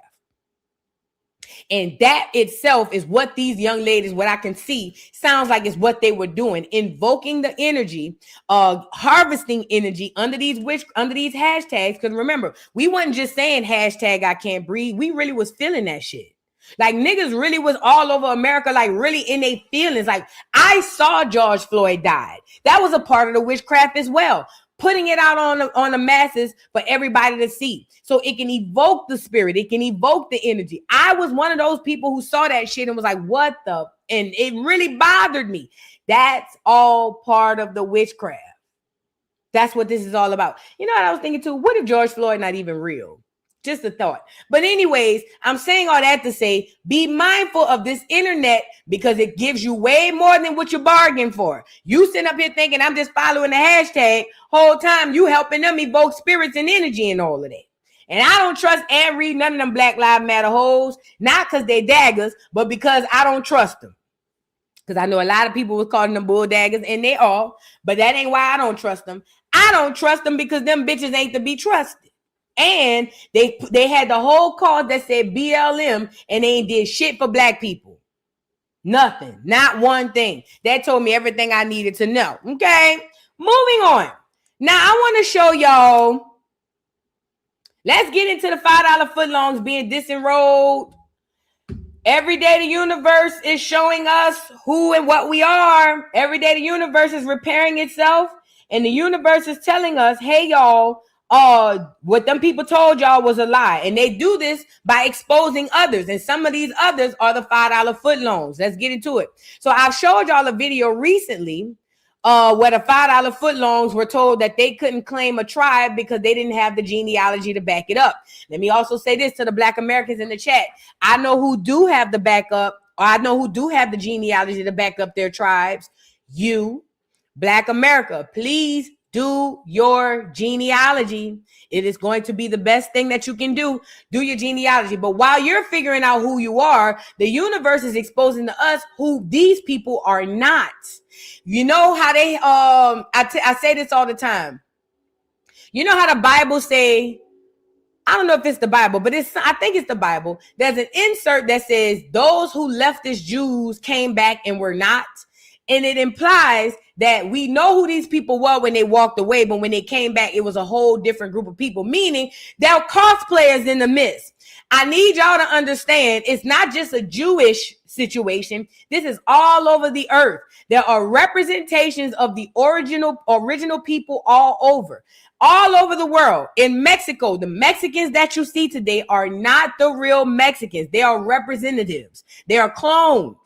Cabbage Patch Kids, but they are not the real Mexicans. You know why? The real Mexican looks like me and you. It's the same way with the Africans. The Nigerian is not the real African. They not. They cosplayers. They representatives. The Filipinos, they not the real Filipinos. The Hawaiians. None of these people that you see on the internet day to day are the real people, because all of the real people are melanated. They look like me and they look like you. Even in Asia, them Japanese and them Chinese, those are clones. Cabbage Patch Kids, because the real people from those areas look like me with slanted eyes. They look like me with slanted eyes. But you would never know that because the internet puts out the representatives. Even in these foreign, everywhere you go, you see representatives, okay? So it's the same way with us as Black Americans. The Native American is the representative for us because we are the true inhabitant and the aboriginal to this land. But what the government does is put in this group of people, these $5 footlongs, these Native Americans, to cosplay you and then tell you you don't know who you is. And it works like a charm. It literally works like a charm. But what happens is, like I said, we're in the age of Aquarius and the universe is telling us the real truth. And they're putting it out there for all of us to see. And all of these $5 footlongs, as I call them, or Native Americans who've been running around here claiming to be Aboriginal. I don't really hear much of them say Aboriginal, but claiming to be indigenous to this land. Every day you log in, you're seeing that they're not. Let's get into this video. So shout out to Brother Truth Online. I follow him on Instagram. And this is what he posted. He says, are those chickens coming home to roost? He says, natives are now being disenrolled from their tribes for falsifying. It says, slowly but surely, the system is starting to expose itself. I'm telling so-called African Americans and Latinos that there never been a better time to claim our heritage and relieve yourself from the statutory system then and now. Let me say this. Not the Latin people, to the melanated Latin people. I need to make that clear because a lot of y'all, I don't know if this brother is, but a lot of y'all are confused with them cosplayers. The Puerto Ricans, the Dominicans, the Mexicans, all them ones that look like Cardi B are not the real people. I tell that to the Hebrews. When y'all pulling up y'all 12 tribes in y'all chart, y'all stay trying to put them people on your chart, and that's not the real people. They are the representatives. So when we say the Americans, the Black Americans and the Latins, we're not talking about the Cardi B's of the world. We're not talking about the Jennifer Lopez's of the world. We're talking about the Amara La Negras of the world. Does that make sense? The Lalas of the world, the melanated Latin person. We're not talking about them ones y'all see day to day. They are cosplayers, representatives. They're not the real people. I got to add that part because so many Black Americans get caught up on this geography and they got these cosplayers there to make it seem like they're the real people, and they not. They not. They are clones. Cabbage Patch Kids, most of them is mutts. No shade. A bunch of mixed up people, mixed breed people that's put out there to act as if they are the people of the land. They are not. I have to add that part. Also, let me get back into it. It says, while their systems argues over bills, acts, and wars, this is our time to build our families under tribal protections and start getting ahead. Do not fall victim to the agenda and gender wars, please. It says, right now is go time, and we have free will to reclaim what belongs to us. But we cannot do it as Black folks, facts. We must leave those commercial misnomers alone and play the game according to the rules our own ancestors put in place through law and civics. Comment tribal below and let us know how to play the game. All right, let's get into it. According to Cornell University, over 80 federally recognized tribes across the U.S. have gone through disenrollment. And in the past 2 decades, some estimate at least 11,000 individuals have been exiled from their tribes, including the Nooksack in Whatcom County, which in March kicked out its last disenrolled member from its land, 306 people in total. Jamie Queen, who was also disenrolled from the Squaxin tribe, worries most about vulnerable tribal members. Elders are getting cut off their income checks. They're getting cut off the treaty rights. Some people lived off of that for their entire life. They no longer have that. So they're losing their housing, their medical, their income, their whole source of identity, because now they have to reinvent themselves and figure out who they are. Let me say this before I let the brother speak. Black America, this is where you need to develop those hard shells. Because so often you're going to see these cosplayers saying, oh my God, what are we going to do? Now we have to reinvent ourselves. And they're kicking us off our land. What they play on is your sympathy and empathy, Black America. They are waiting and bargaining on you saying, oh my God, this is horrible. We can't do this to them. Do not fall for the banana in the fucking tailpipe, Black America. Don't you ever do that. Let the universe repair itself and you get your ass out the way. If the universe calls for a whole group of people to have to reinvent themselves because they are liars, then that just is what it is. You, Black America, step back. These are not your crosses to bear. Because a lot of this is going to come up and they're going to play on your sympathy and your empathy. Oh my God, my babies. And because Black Americans are so sympathetic and empathetic to everybody except themselves, a lot of us are going to get caught up in that bullshit. Don't do that.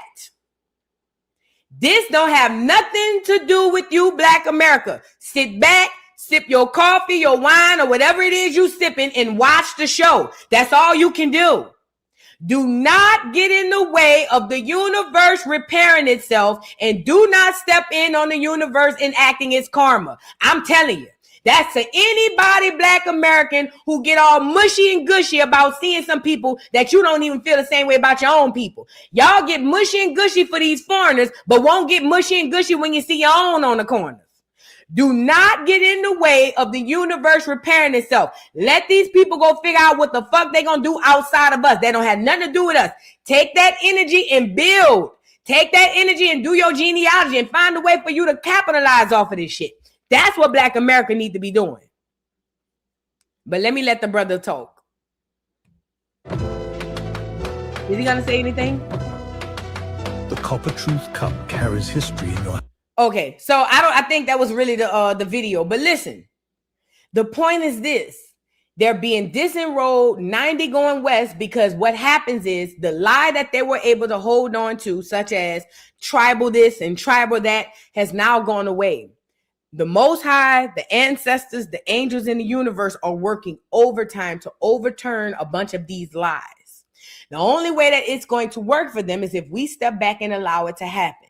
And the fact of the matter is this: all of these $5 footlongs running around here hollering about, oh, I'm this tribe, I'm that tribe, and it's all because of tradition and tribal this, and they don't have the genealogy, meaning the blood to match it. They all getting kicked out. You're going to see them more and more every day. They all getting kicked out, and they're going to be on here saying, oh my God, what are we going to do? I tell you what, Black America, whatever they're going to do, it should be nothing including you. You need to be figuring out how to rebuild yourself back up, how to make sure your bloodline and your family is good moving forward. Because the truth is coming out. It's already out. But the truth is coming out. Now, I want to show y'all this. While they're being disenrolled, Black America, I'm telling you to do your genealogy so you can figure out who you are. And what you're going to figure out, Black America, is that you are indigenous to this land right here. You are not from Africa. I want to say this again. When you do your genealogy, you're not, most 99% of Black Americans will be hard pressed to find one African. One. If you haven't done your genealogy, shut your ass up telling me I'm lying, because you can't tell me I'm lying and you ain't did your genealogy. I got mine. I'm dealing with people who doing genealogy every single day, and you will be hard pressed to find one African. One. But yet and still, they got people on here telling you you came off of a boat. I need us to use our own logical brains here. If we came off of a boat, they would have documented the Africans that came over here. If you can't find the boat or the African, guess what? You're probably not an African. Y'all gotta let Africa go. One of the biggest ways they done perform this witchcraft is to put all Black people in one pool and call it Africa. It minimizes the strength in who you are, Black America. Let me say this before I play the video. When you allow the system to put us all under one Africa umbrella, you minimize the fact that Black Americans are not Africans, because genetically we are higher than Africans. Genetically, spiritually, they don't compare to us. So when you say we are African, you're minimizing the abilities that you have, Black America. Because the African can't do what you can do. So when I see people holler about Africa, Africa, Africa, it really grinds my gears. And this is no shade to Africa, but it's the truth. When you say we're African, you literally minimize the God inside of us. That's why we running around here thinking we on the same playing field as the cracker. You're not an African. And until you do your genealogy to prove me wrong, shut the fuck up. I already know this is going to get clipped, because I let the internet clip it. I know this is going to get clipped and go back on you on Twitter, where all of the people who are on Black America's side think that I'm talking crazy by saying that y'all not African. I'm going to say it again. You either going to have to be African or you not. You can't have it both ways. And until one of you niggas go through your genealogy and find these Africans, I'm not claiming Africa. You got to pick your poison. You either going to be African or you not. You can't say I was from there and I had that shit is some bullshit. It doesn't exist. And you're not a mutt. You're not made up of all these different people. Stop saying that shit too. None of that is true. You are a god and a goddess. And the longer you keep telling people you a slave from Africa, is the longer you're going to be in these situations. I need y'all to understand that. Overstand and understand that. Keep claiming Africa, and you're telling yourself, your universe, and your soul that you're a slave. Under the bus, nothing. That's what you're telling them when you tell yourself, I come from Africa off of a boat. When your people have done all kind of things on this earth. Have you lost your mind? Again, I'm not tongue wrestling with no FBA person. Until you find the African in your chart, miss me with the African shit. When you come with your genealogy and say, look, I got an African, and show me another FBA and say, look, I got an African. Until you niggas get to showing me where the African's at, you ain't no African. Okay? I just want to add that. And shout out to FBA. I rocks with y'all. It's just that y'all gets crazy. Y'all gets crazy. They was in there dragging for me, honey. They was dragging for me on Twitter because I told them they didn't have no ethnogenesis. They dragged me down to the ground, and I don't care. I'm not wrong. I'm early. I'm going to say it again because y'all get drunk off these people. That's why I tell y'all, stop following people. Y'all get drunk off these people and y'all go slavery stupid. I'm not wrong. I'm early. Okay? So with that being said, y'all could drag me all day on Twitter. I don't give a fuck. I'm telling you the truth. Everybody else lying to you. And until one of you niggas do your genealogy and prove me wrong, shut your ugly ass up. And I hope this part get clipped because I'm going to post this bitch on Twitter. Anyways, let's get into Black Americans, right? Finding out, first of all, not finding out, because these clears are going to talk about the Black American Indians, really the American Indians, because we didn't call ourselves Black. But he's going to speak about the American Indians and the history we have right here on this land. Even Queen Khalifa, who they named California after. You mean to tell me you rather say you a slave from Africa if you have that type of person in your genealogy? I did my genealogy and found I got people in my family that came out of slavery and bought 300-400 acres of land. What the hell you mean I would claim a slave from Africa when I got people, engineers and doctors and lawyers and whatnot in my family? Y'all are insane. Let's get into this video. The cities I named, there was Kennett. I mean, listen to Kennett. Kennett had 40 saloons, dozens of trade stores, a hotel, hospital, schoolhouse, opera house, and now it's sitting at the bottom of Lake Shasta, 400 feet below. The Eagles mine had 117 million pounds of copper. It's under Shasta Lake as well. 2 huge copper mines. I mean, again, copper was used for free electricity. That's what they don't want to advertise it. They also found iron ore. They found titanium. Whiskey Town in 1962, 2 weeks before Kennedy was assassinated, he did a dedication on Whiskey Town once they filled it up, on how they buried the city of former gold mine. Folsom Lake, there was a place called Negro Hill, which they buried, which was where all the brownskins established their gold area, where they call them Negroes. They changed the name. Lake Berryessa was another one buried. It had, in 1950, it had a hotel, a general store, a restaurant, 2 pumps, and a cemetery. 300 people lived there. Lake Almador was called Big Meadows. The Northern Madu tribes, the new settlers, was taken over. Bidwell Bar, that's up in Paradise there, had a post office in 1853. Why are they having post offices in 1853 when the Pony Express didn't go to the late 70s, 1880s? I mean, it doesn't make any sense why they had all these post offices in Lexington and Almaton Lakes. There's the cities I named. There was Kennett. I mean, all of this stuff this clear man talked about is your ancestors. These people had cities, towns, businesses, freaking, they had everything. And the longer you can commit to being a slave from Africa, the longer you neglect all of these things. And this is recent history. We talking about in the 17 and the 1800s. We're not even talking about ancient ancestry. We're talking about the ones that we can put a finger on today. Whenever you fall for the witchcraft of this Africa and this slave ship, you completely erase all of that. Because you can't have it both ways. These people who they speak of did not come off of slave ships.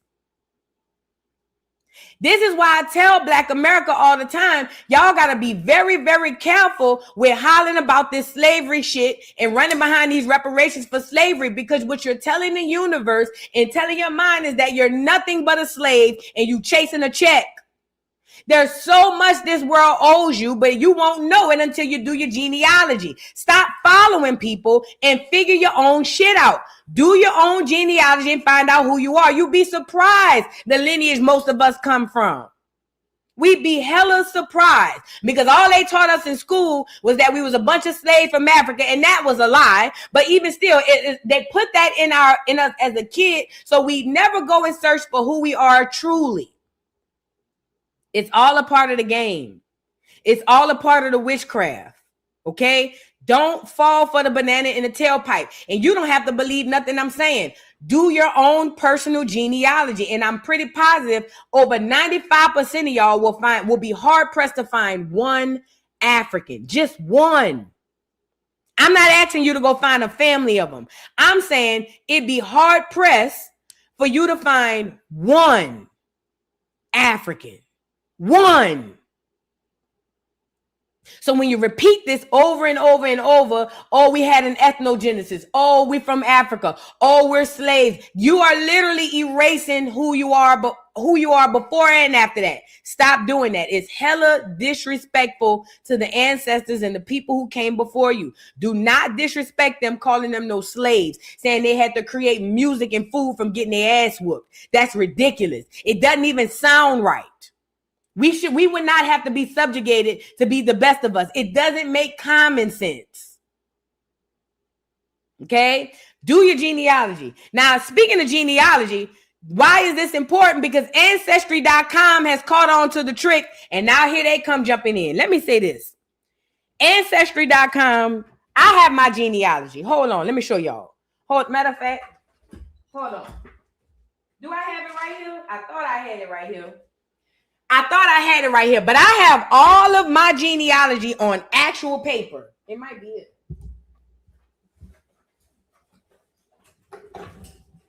I have all of my genealogy on paper. I don't have it in here. I thought I had it in here. But I have actual cutouts of pictures from graveyards. I have actual listings of people. I have all of this stuff on actual written paper. I printed stuff out. I'm old school. I don't believe in everything being digital. You know why? I guess probably because I'm a Hurricane Katrina person, meaning I lost everything by having everything in one specific location. And I'm freaky about that. Plus, I at least know when anything that I write on paper, I always have possession of it. Because you can lock some shit in your phone, and then the powers that be could erase it right as soon as you lock it in there.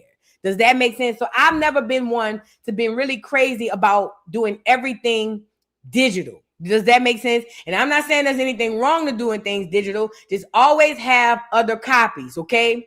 Now, the reason is because if you rely 100% on digital things, you will not be successful. Because first of all, you have to hope that the things you're searching on the internet is true.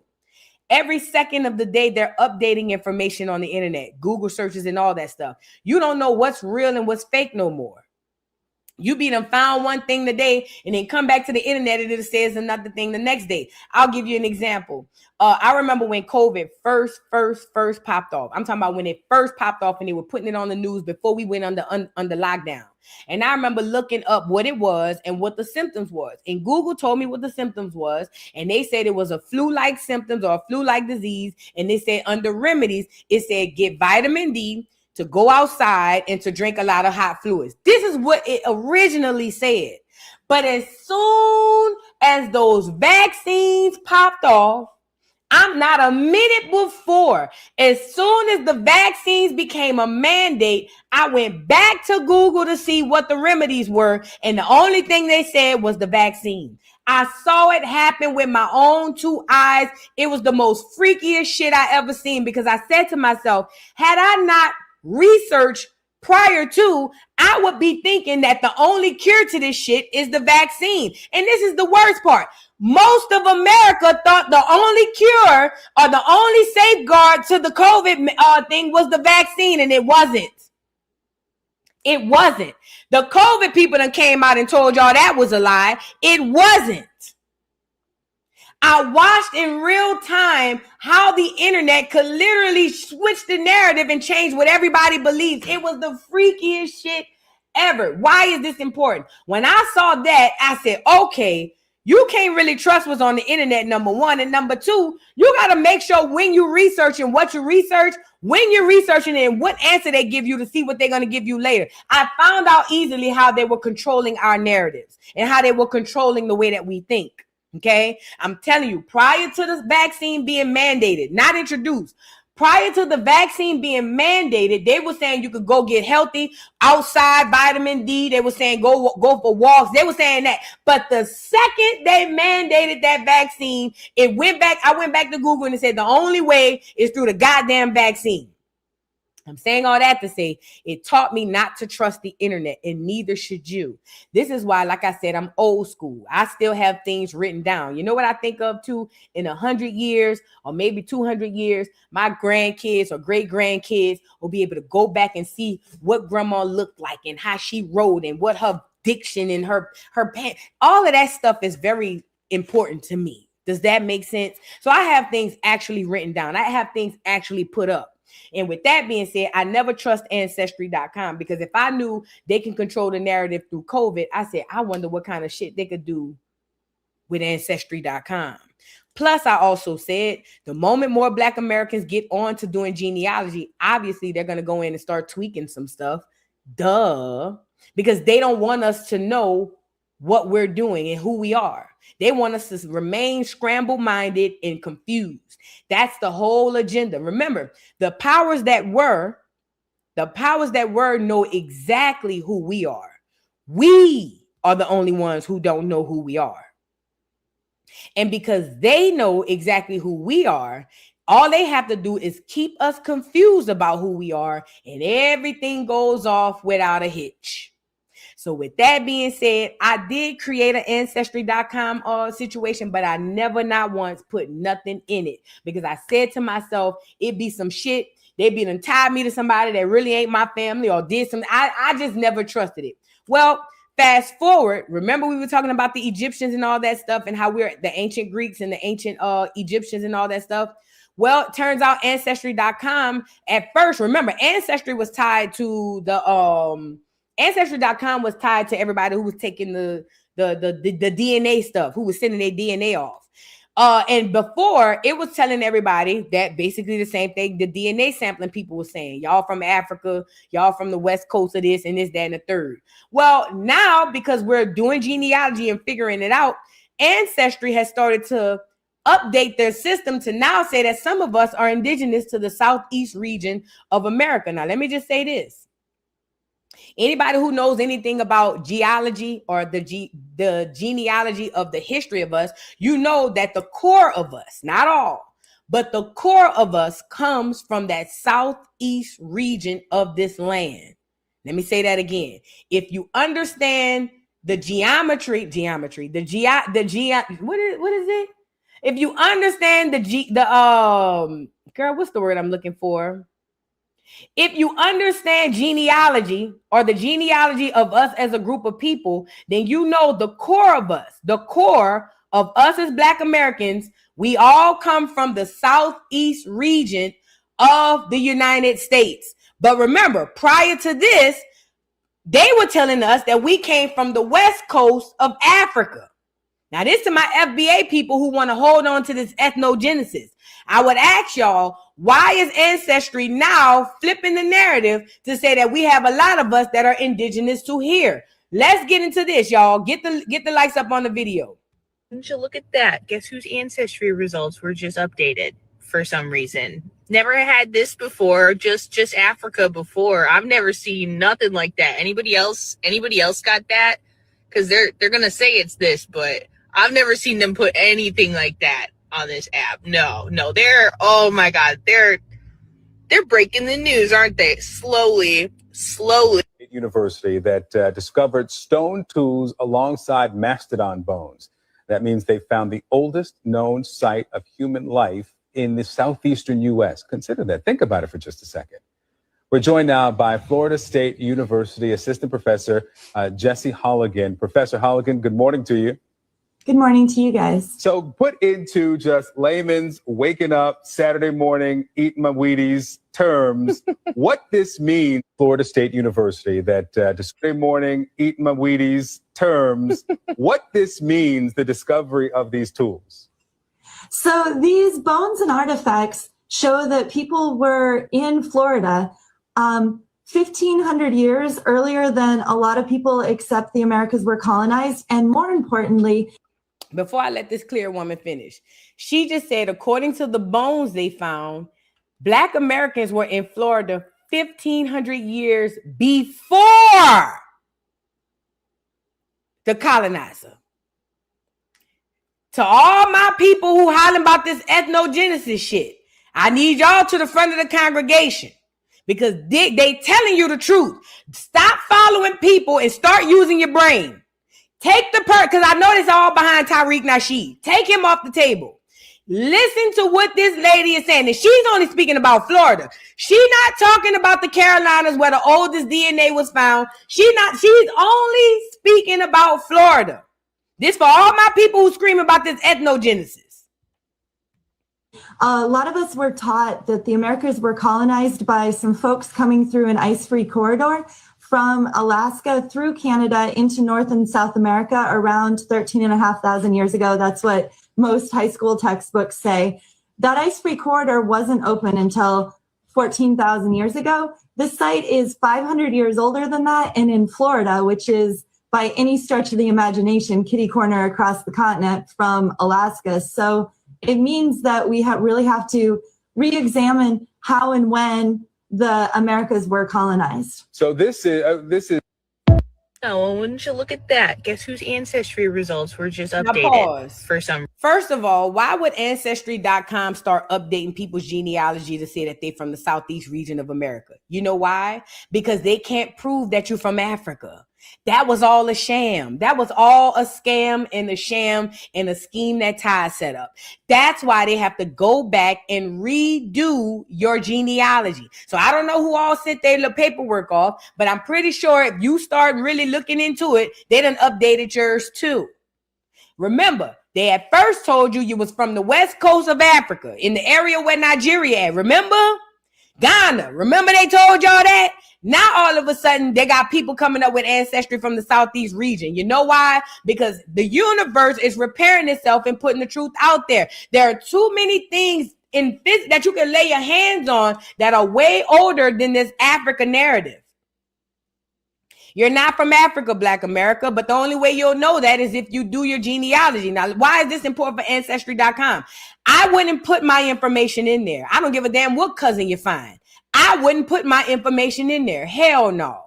Go old school. Figure it out. Write it on paper. Create a goddamn a wetboard, a whiteboard or something. Whatever you got to do, just like Granny used to do. She had a book. Get you a book or something and figure out who you are and keep it at the family level. I don't even condone or promote people going and get other people to do their genealogy. I don't think that it is safe. I don't think that it's safe at all. I don't believe that you should be getting people to help you do your genealogy. I think it's something you need to be doing on your own. I'm not saying you can't get help, but I mean, as far as people just, hey, here's my information, go do. No, you setting yourself up for the kill. You don't want nobody to be in charge of telling you who you are. You might run across somebody who will say, oh, girl, I did your genealogy and found out you really Hawaiian. Whole time they lying.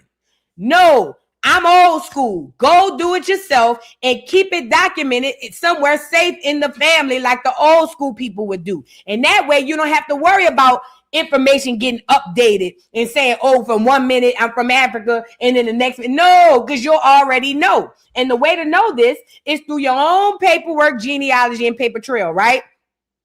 Go down to these city halls. Get the information about the history. When you find out granddaddy owned 300 acres over here, go to the city hall or go to the state library and find out what the hell was going on to where your granddaddy had 300 acres of his land taken from him X amount of years ago. And then you can take that information, put it in your books, whatever you got, wherever you holding this stuff, and then you can go back and try to fight for these things that was taken from your family. But sitting up here putting all this stuff in Ancestry.com, you're going to set yourself up for failure because you don't know what they're going to give you back. On top of that, they now have the control to basically tell you who you are and who you ain't. Never give them that. I wanted to show y'all this video. Hold on, another video from Ancestry.com. Hold on. Because people are starting to call them out for a lot of the things that they've been doing. Hold on. Now, remember we talked about the bloodlines and the ancestral bloodlines, and I told y'all we got a lot of us come from bloodlines of gods. And that's why these Ancestry.com and all these people keep putting Africa slave in your head so you won't actually know who you are and where you come from. It is a time for the gods to wake up. But as long as y'all running behind reparations and ethnogenesis, you won't wake up. Okay, so I've heard, and I don't know how true this is, that they're messing with the results of people to find out who they are and what bloodlines they are so that they can then swoop in and disrupt you and dismantle your shit. I believe this. Let's get into it. Because remember, they've already known who we are. We the ones first. We the ones just now trying to figure out who we are. They've always known. So they waiting on specific people to make their Ancestry.com and their 23andMe accounts so that they can find you, locate you, and then boom. Does that make sense? Let's get into this, y'all. Get the likes up. The whole entire world was being distracted by the Epstein files. But that wasn't enough. So what do? They released the UFO files. They're showing you UAP sightings. They have people telling you that there are 4 different species of aliens. The whole soap opera. But now you got to sit back and ask yourself, why are they putting out this information? I mean, if they had all this information before, what makes now the perfect time? And you know, usually when they have one thing going on over here, it's something else going on over there. So I jumped down the rabbit hole. And there's claims, keyword claims, that the CIA is being accused of using Ancestry and 23andMe to hunt down alien bloodlines and millions of DNA testings. Now you got to remember, 2 years ago, every CEO and director resigned from 23andMe. Yep. And before this happened, you go back and you remember over 7 million customers' data was breached. 7 million people. Their DNA data was breached. And now you fast forward to the claims. They told people that these companies, Ancestry.com, 23andMe, were to find out what's in your DNA. Yep. Who you're related to. Yep. Where you come from. Yep. But now the CIA is being accused of something much darker than that. And the part that should scare you was the fact that people were so trusting. People mailed their spit to private companies and trusted them with one thing that can never change: their blood. Yep. According to this claim, a former military psych spy allegedly said that the CIA has secret access to massive DNA databases from companies like Ancestry.com and 23andMe. They also said that they're not just looking for family trees. They were allegedly searching for genetic markers connected to extraterrestrial ancestry. And whether you believe this or not, the question you always got to ask is why?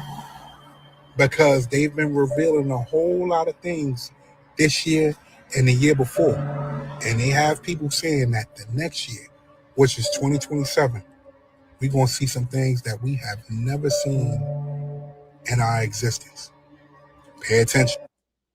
Now, shout out to the brother. He was speaking about them looking for ancestry for who all is related to extraterrestrials. Black America. A lot of us have ancestors in the ET field, the extraterrestrials. Yes, a lot of us, not all, but a lot of us are descendants of extraterrestrials. Yes. You only think it's foolish because the internet or the world tells you that stuff is crazy, but it's the truth. It's the truth. And some of us have ancestry DNA connected to gods, Egyptian and Greek gods and things of that nature. Remember, they know already. They just trying to get us, you see what I'm saying, to out ourselves through these Ancestry.coms and all of this stuff. This is all a sham. I think, like I said, I'm an old school girly. Go to old school way. Let's get into this video. Shock you with this. Remember them ancestry test kits? Watch this. This one actually says Poland. Mine doesn't. Mine does. What? Yeah. Look. Poland possible match. Poland was not detected on mine. It specifically says not detected.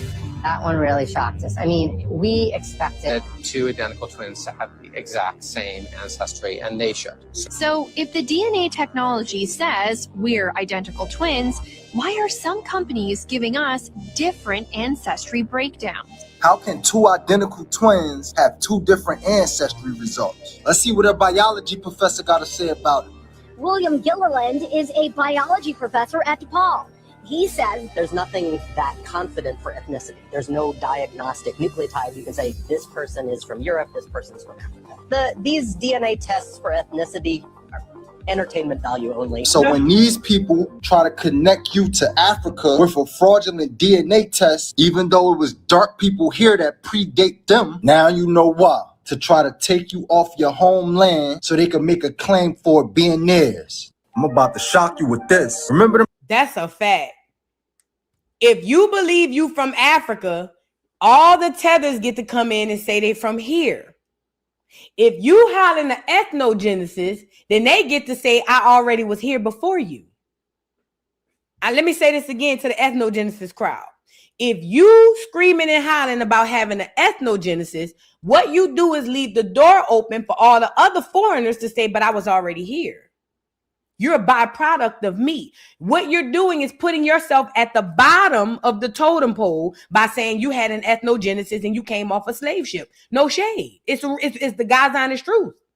Every time you repeat that shit and you windmill on the internet and you go around saying that you're a Black American and you came off a boat and you had an ethnogenesis, you putting yourself at the very bottom of the totem pole. Because you're not. It's a play. It's a play, y'all. It's a play for you to say that you African, and then they can come in and say that they're American and destiny swap. Take all the things that's left for you, your land, your heritage, everything. It's easy peasy. This is why a lot of the FBA people online have a lot of run-ins with foreigners. Because like I told y'all, Black America, I love you. I'm not telling you nothing wrong.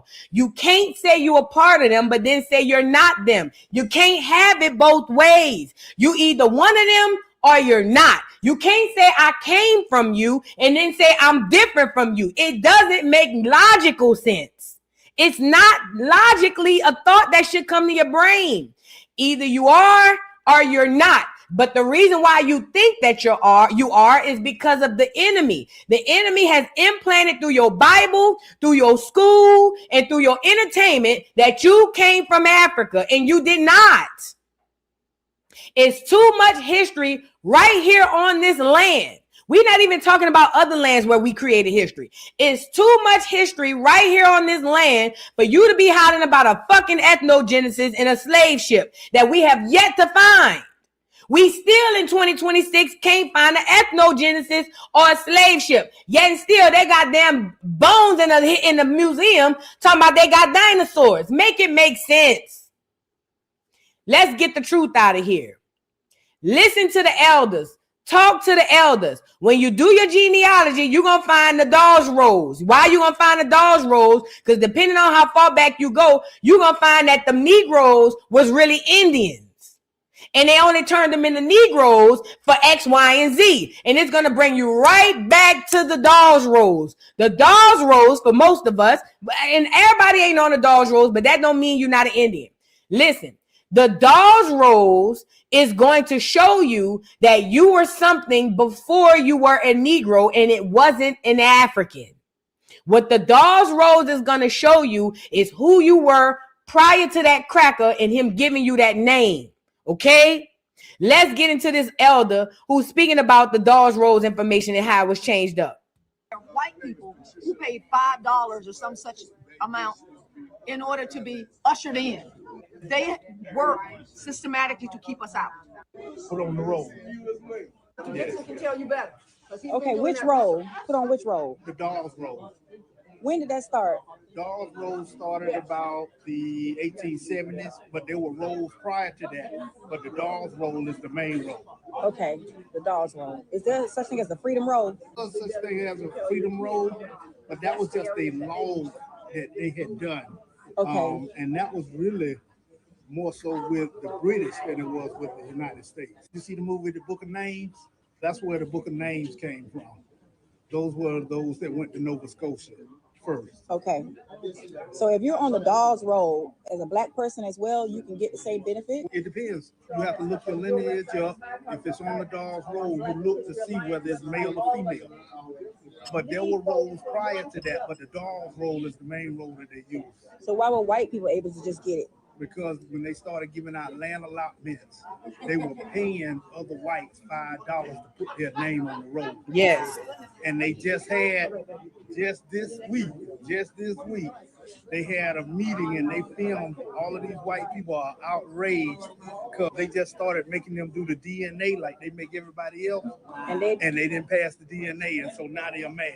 Are they going to lose their benefits? Yeah, Yes. they don't get any. and they're quite upset. That's out in the Midwest right now. That's happening right now in the Midwest. Now, we just saw the video. I showed y'all today and the other day the video of the $5 footlongs being disenrolled from their tribes. We just saw that. And yes, they lose all of their benefits. And like the lady said, I don't know what we're going to do. That ain't got nothing to do with me. Because what happens is the universe is repairing itself. Now, when he spoke about the Dawes rolls, yes, there were a lot of clear people who paid $5 who was able to put their names on the Dawes rolls so that they can cosplay you. But the fact of the matter is they were cosplayers. You, Black America, are indigenous to right here. Right here. This is your home. This is your land. The only boat rides you might have been under is for the intra-American slave trade. Very few who were sent outside of America, but for the most majority of part of us, a lot of us were shipped from North America through South America through the Caribbean. I'm going to say it again. A lot of the shipping in the boat shipments that you're going to find for America, especially North America, come from the intra-American slave trade, where you'll find your granddaddy might have been from Virginia, or your great-great-great 4 times granddaddy probably was born in Virginia, but was shipped on a boat from Virginia to New Orleans to work down there with the sugar cane. That's the kind of slave trade that was happening. It wasn't no boats coming from no Africa trying to go through no damn ocean gyres and all that stuff with wooden boats with no propellers and all of that shit. Black America, listen to me. It's not about who you like. It's just about the truth. It's not about who you believe. It's about what is the truth. It's not about if you like me and hate him, or if you hate him and like me. Take all of that shit off the table. It's about the truth. The truth is documented. You got to go into your genealogy and find the truth. And once you do, ain't nothing nobody could tell you. I know I've done it. That's why when I watch people online windmilling on each other about the Africa bit, I get frustrated sometimes because I'm just like, I want to just jump in and say, you're not from Africa. But for the most part, I find a sense of calm because I understand exactly who I am. Black America, you're not going to know this sense of calmness until you know who you are. Do your genealogy. I wouldn't recommend it on Ancestry.com or none of these .com sites. I ain't gonna hold you. I'm not saying don't utilize them, but I don't think you should be putting all your information in there, because right now there's a big fight for who we are. There are so many people that's fighting to keep us asleep so that they can maintain our identities and reap our benefits in Destiny Swap. We got to put that to an end. Ground, meditate, do your genealogy, and find out exactly who you are. That's the only thing that's going to stop all of this shit. When you find out who you are, it literally puts you at a state of rest. And you can go back and get your doggone reparations. All of the money y'all think y'all deserve is in your genealogy. If you want reparations, you got to go get your genealogy. Even if you've taken it from the slave trade, you still got to have documentation saying this is who you is. Y'all, and listen, let me say this too. A lot of people so busy running behind reparations, and a lot of y'all running behind reparations really want the money, and you're not going to get it. No shade. But for those of you who really want to have a right or wrong that's to be righted, and to get justice, you're still going to have documentation. You're not just going to be able to say, I'm a Black American. Nobody gives a fuck. You're still going to have documentation. So even if you believe that you're a slave trader and you came off a boat from Africa, you still got to do your genealogy. You can't get around it. Other than that, you just going to be on the internet running your gums. That's all. You're just going to be on the internet windmilling for no reason. You're not going to get nothing about it. And you're going to live and die on the internet screaming and hollering. Do your genealogy. That's the only way to figure out who you are, okay? Now, let me read a couple of these super chats. Manda Panda, thank you so much for the super chat. Says, in New Jersey, if you mess with someone's cell phone, you do get arrested. Yeah, because they say cell phones are an extension of your property. And it's like somebody stealing or robbing. Yeah. Remember Blueface went to jail for robbery because he took that girl's phone and erased her pictures? Yay. You can't do that. It's crazy. It's like that all over America. Thank you, Manda Panda. Hey, it's Trey. Thank you for the super chat. Says, Vu, I'm late this morning, but I sent you an email a few days ago. The NBA copied your babe idea. Search your email for NBA. What? You lying. I know you lying. Hold on, girl. Not the NBA done stole my babe. Check out a copy. Oh no, they just got New York versus everybody. The versus everybody thing is everybody. I think everybody uses that because I know they had Detroit versus everybody.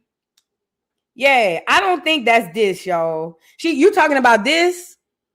I don't own versus everybody. That's been done a million times over. As a matter of fact, I stole that.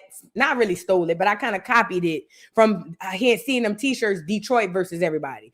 No, I just used Black American versus everybody. So technically, they didn't steal it. But I see what you're saying. They stole a wave. Yeah. They stole a wave. Y'all get y'all New York versus everybody shirts, I guess, but get your babe shirts, okay? Thank you so much, Trey. I appreciate you.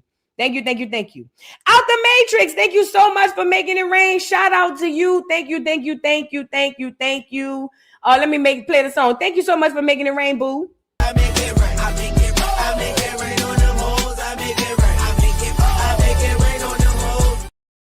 Thank you for the super chat, Out the Matrix. She says, hey, beautiful lady. Hope you're doing well, friend. She says, I wanted to ask you, when did your awakening start and how did you know that was what you were going through? Also, did you experience an ego death? Oh, girl, this is a great question. Now that I'm looking back on life now, I would say my awakening started right around 2020. Now that I'm looking back. Now, if you asked me prior to me looking back, I would have said within the last 2 years. But now that I'm able to go back over my life and understood how things were shifting, I would say right before or around COVID is when my awakening started. I think it started before that, but I can say when I started to recognize it. And when I say awakening, it was more or less of I'm starting to see beyond the veil. Y'all like the movie They Live. In the movie They Live, they got these glasses that the man would put on and it would show him exactly what was going on, what was said behind the scenes. Well, I kind of had those glasses permanent starting in 2020. Prior to 2020, I was asleep, dead. You know what I'm saying? Dead. You feel what I'm saying? But in 2020, and around that time when COVID and all that popped off, that's when something clicked in my brain like, wait a minute, something in the milk ain't clean. And I started kind of putting piecing stuff together. Now, the second part is, how did you know? When did you start your awakening? How did you know? I started to know because I started outcasting myself from everybody. I started seeing shit that nobody else could see. And when I would say something about it, people was looking at me crazy. Now, at first, I was like, girl, you might be crazy. But then I started to realize, no, bitch, you ain't crazy. These people crazy. So, yeah, that's when I knew. When I started realizing my behavior started changing, I started realizing the way I thought started changing and realizing I can't speak to certain people about certain stuff. That's when I knew, nah, it ain't you, girl. It's them. Yeah. And then on top of that, it says, also, did you experience an ego death? Listen, did I experience an ego death? Ego is the first thing that goes. It's kind of like somebody had a blicky and saw the word ego and went, pow. Ego is the first thing that goes. Did I have an ego death? Absolutely. But I don't think the ego death happened until last year. I'm going to be honest.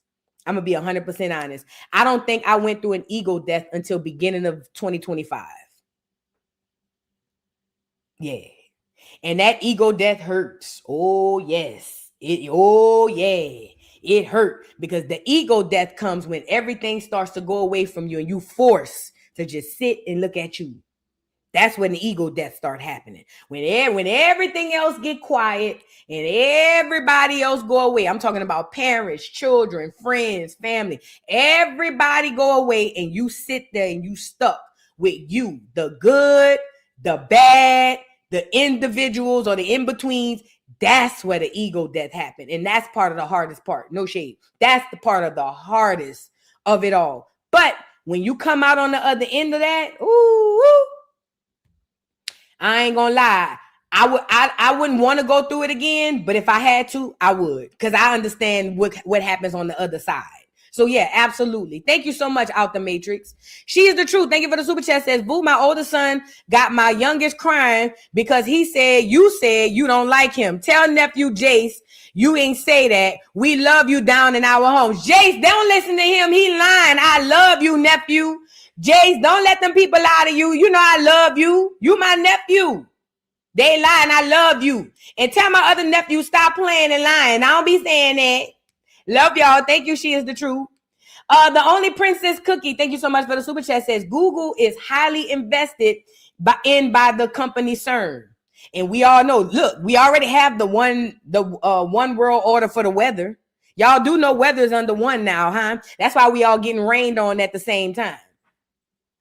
That's why we all get cloudy days at the same time. You know, back when I was growing up, it could be rainy in New Orleans and sunny in New York. But now it could be rainy in New Orleans and storming in New York. We got the exact same weather. So yeah, it makes sense. Everything is under one world, everything. Remember they talk about one world government and all that stuff? All of that falls in it. Yep.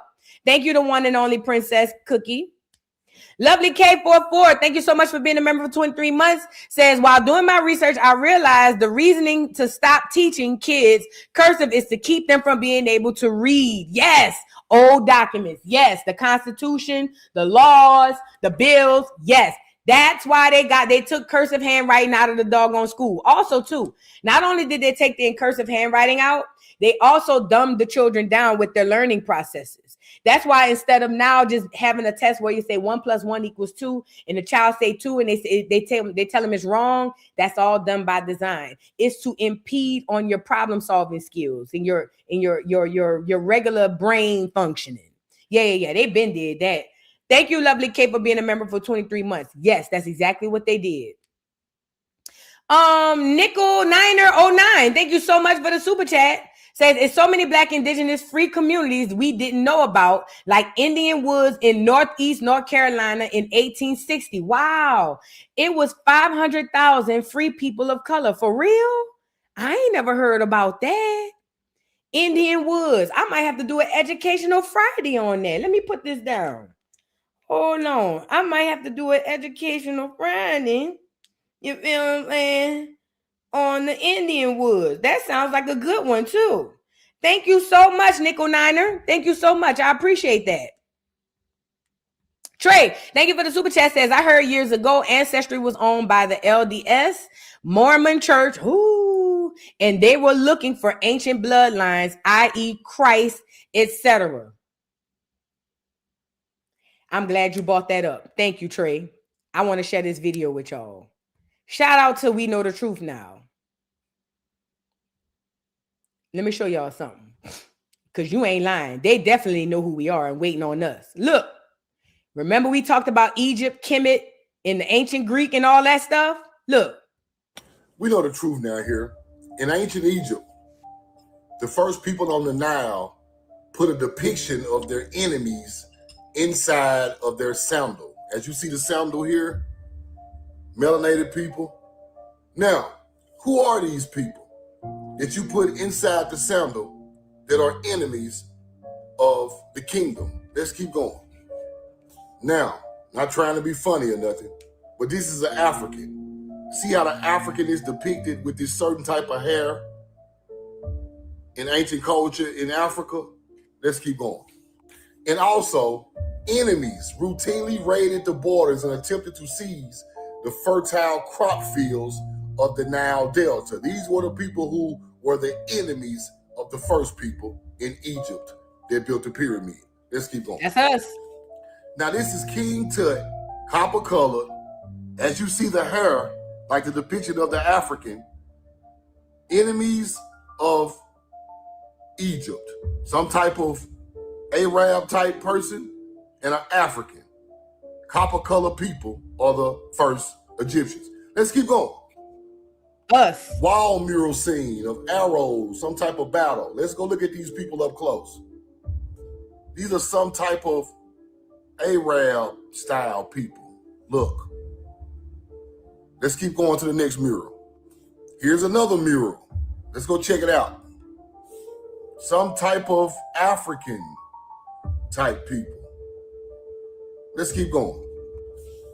African, some type of Arab. Let's keep going. Copper colored people, African. Let's keep going. Copper colored people, African. Let's keep going. Under the foot, on the footstool, some type of Arabian person and an African. Copper color people. Let's keep going. As you see here, let's keep going. On another sandal, let's keep going. Mummy foot case with enemy images on the mummy foot case. So is this really depicting some type of copper color Tamari person with Africans and some type of Arab type of person coming to take over the kingdom or steal the crops? We know the truth now. Shout out to We Know the Truth. Why is this important? Now, remember, I was telling y'all we have ancient Egyptian bloodline, and we are the people who built the pyramids. I told y'all there wasn't no aliens. It was us, right? Now, why is this important? Because like the brother, first of all, he depicted or he showed depictions of the enemies of the copper colored people. And if y'all don't know who the copper colored people is, that's us. And in those depictions, he showed Africans and Arabs. Africans and Arabs. Now, I'm by no means saying that all Africans and Arabs are bad, but when I'm telling you in history, those were the enemies. Also, I also told y'all that the white boy is not our enemy because he's not old enough. I know what I said. I was there when I said it. I know what I said. I was there when I said it. I said the white boy is a player. He is a representative. He's a face. But he can't be the enemy because he ain't old enough. They want to tell you the white boy is 6,000 years old. I told you you'd be lucky if he's 600 years old. Okay? The point is this. They already know who we are. They've always known who we were. It's just a matter of keeping us dumb and stupid so that we have no clue. That's why all your Egyptian movies have white people in them. The movie 300, a bunch of white boys. It's to keep you out of who you are. They already know who we are. We the ones that's trying to figure it out. And because we're trying to figure it out, they're able to use these same enemies, the African and the Arab, to come in our neighborhoods, create stores, and cosplay as if they're our friends. Now let's think about it in 2026. In 2026, no shade, but is the African and the Arab Black Americans friend? I'll wait. Do we have good relations with the Arab and the African? I really want y'all to answer it in the chat. Do Black Americans and Africans and Arabs, do we have a decent, not even a good, do we even have a decent relationship? No. The African and the Arab makes monions off of us. And on Mad Day, they'll be ready to pop us like nothing. Come on now. I've seen it in New Orleans. I've seen it everywhere. On Mad Day, get one of them Arabs mad and see what they'll say to you. There's nothing new under the sun. Everything you did has already been done. With that being said, we the ones trying to figure out who we are. Everybody is cosplaying and acting to keep us asleep. Okay? Now, I'm not saying all this to put no enemies out there. I'm just telling you, if they was our enemy then who the hell are they now? Don't let that go over your head. Hello? And I tell that about you niggas over there talking about this ethnogenesis shit. Y'all want to be African so bad. Go ahead on now. Continue to be African. But I'm telling you now, every time you admit to that, you're assisting in the destiny swap. You're assisting. But yes, back to what you were saying, Trey. They know exactly who we are. They know. And yes, the Mormon church and all these other folks been hiding this information because God forbid you find out this is who you are. All hell breaks loose. And they can't have that. That's why they spend so much money on race relations. That's why they spend so much money and time on keeping you enemies with each other on the internet. So you never pull together and see who the hell you are. Thank you, Trey. Miss Terry Elizabeth, thank you so much for being a member for 10 months. Says, I remember I ordered a few 23andMe kits when they were doing it for free and something didn't sit right. So I never trusted them. Hashtag discernment, hashtag babe. That was the ancestors. Then your higher self saying, leave that alone. And that means you got a good spiritual team on your side and you should be thanking them and praising them. Yes, ma'am. That means your discernment is through the roof and you got a great ancestral team and your higher self don't play about you. That means you got a team behind you keeping you safe. And I can tell you this, Miss Terry Elizabeth, and it ain't just for you. It's other people on this line. Start thinking about the shit that you done got out of in the past, and you start to realize that team that's been standing beside you that whole time. Thank you, Miss Terry. Nine Nina Capone, thank you so much for the super chat. Says, hi, boo, just want to say that I love your channel and thank you for putting out this great info to us. Can you play the birthday video? Because today is my birthday. I will. So right before we get off, thank you, Nina. Thank you so much. Give me 1 second. Thank you for the super chat. Forsaken 860, thank you so much for the super chat. I appreciate you, beautiful. Thank you. Thank you. And thank you again. Says, I didn't like how YouTube treated me trying to send you money. I'm going to send a little more. Thank you, Vu, for showing information freely and with your discernment for us all. Thank you, Forsaken 860. Thank you so much. You don't have to do that. Thank you. Thank you. Thank you. I appreciate you and all that you do. Brizzy Creations, thank you so much for being a member for 24 months. Says 2 years. Love you all. Love you back. Thank you so much, Brizzy, for your support for 2 whole years. You didn't have to do that, and you do. Thank you so much, beautiful. I appreciate you. Thank you. Thank you. L. Nick, thank you so much for the super chat. I appreciate you. Did I miss anybody? I think that's about all. Yep, that's about all. With that being said, though, y'all, I'm going to hop up off of here. Wake up, Black America. Please wake up. Also, please do your genealogy and do it and try to keep it to yourself. All that insisting and helping other people to help you, I think just start from scratch and start on your own, and I think that'll be good. But with that being said, happy birthday to Nina. Happy birthday. I'm going to play you the birthday song, then I'm going to hop up off of here. Y'all, if y'all on here, please make sure y'all take care of yourselves. Take care of the next person.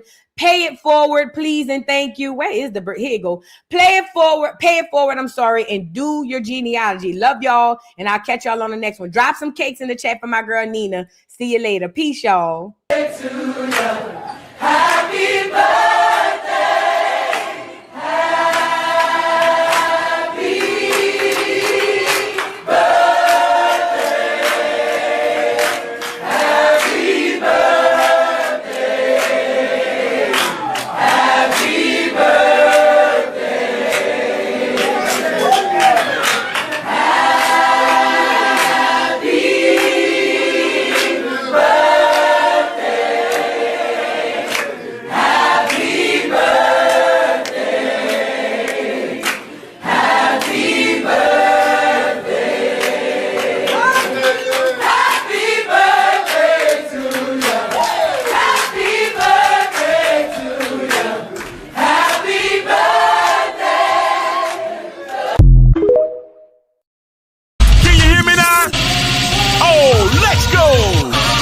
It's your boy Big Chew, the voice of the beat. You know what I won't blaze up. Come on, blaze up. It's the beat for me.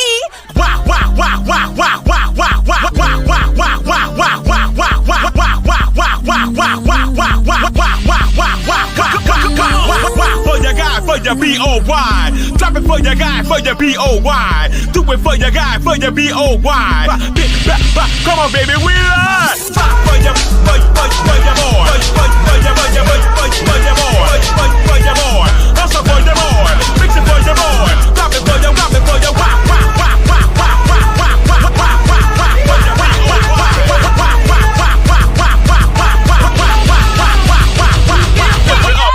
lift it up.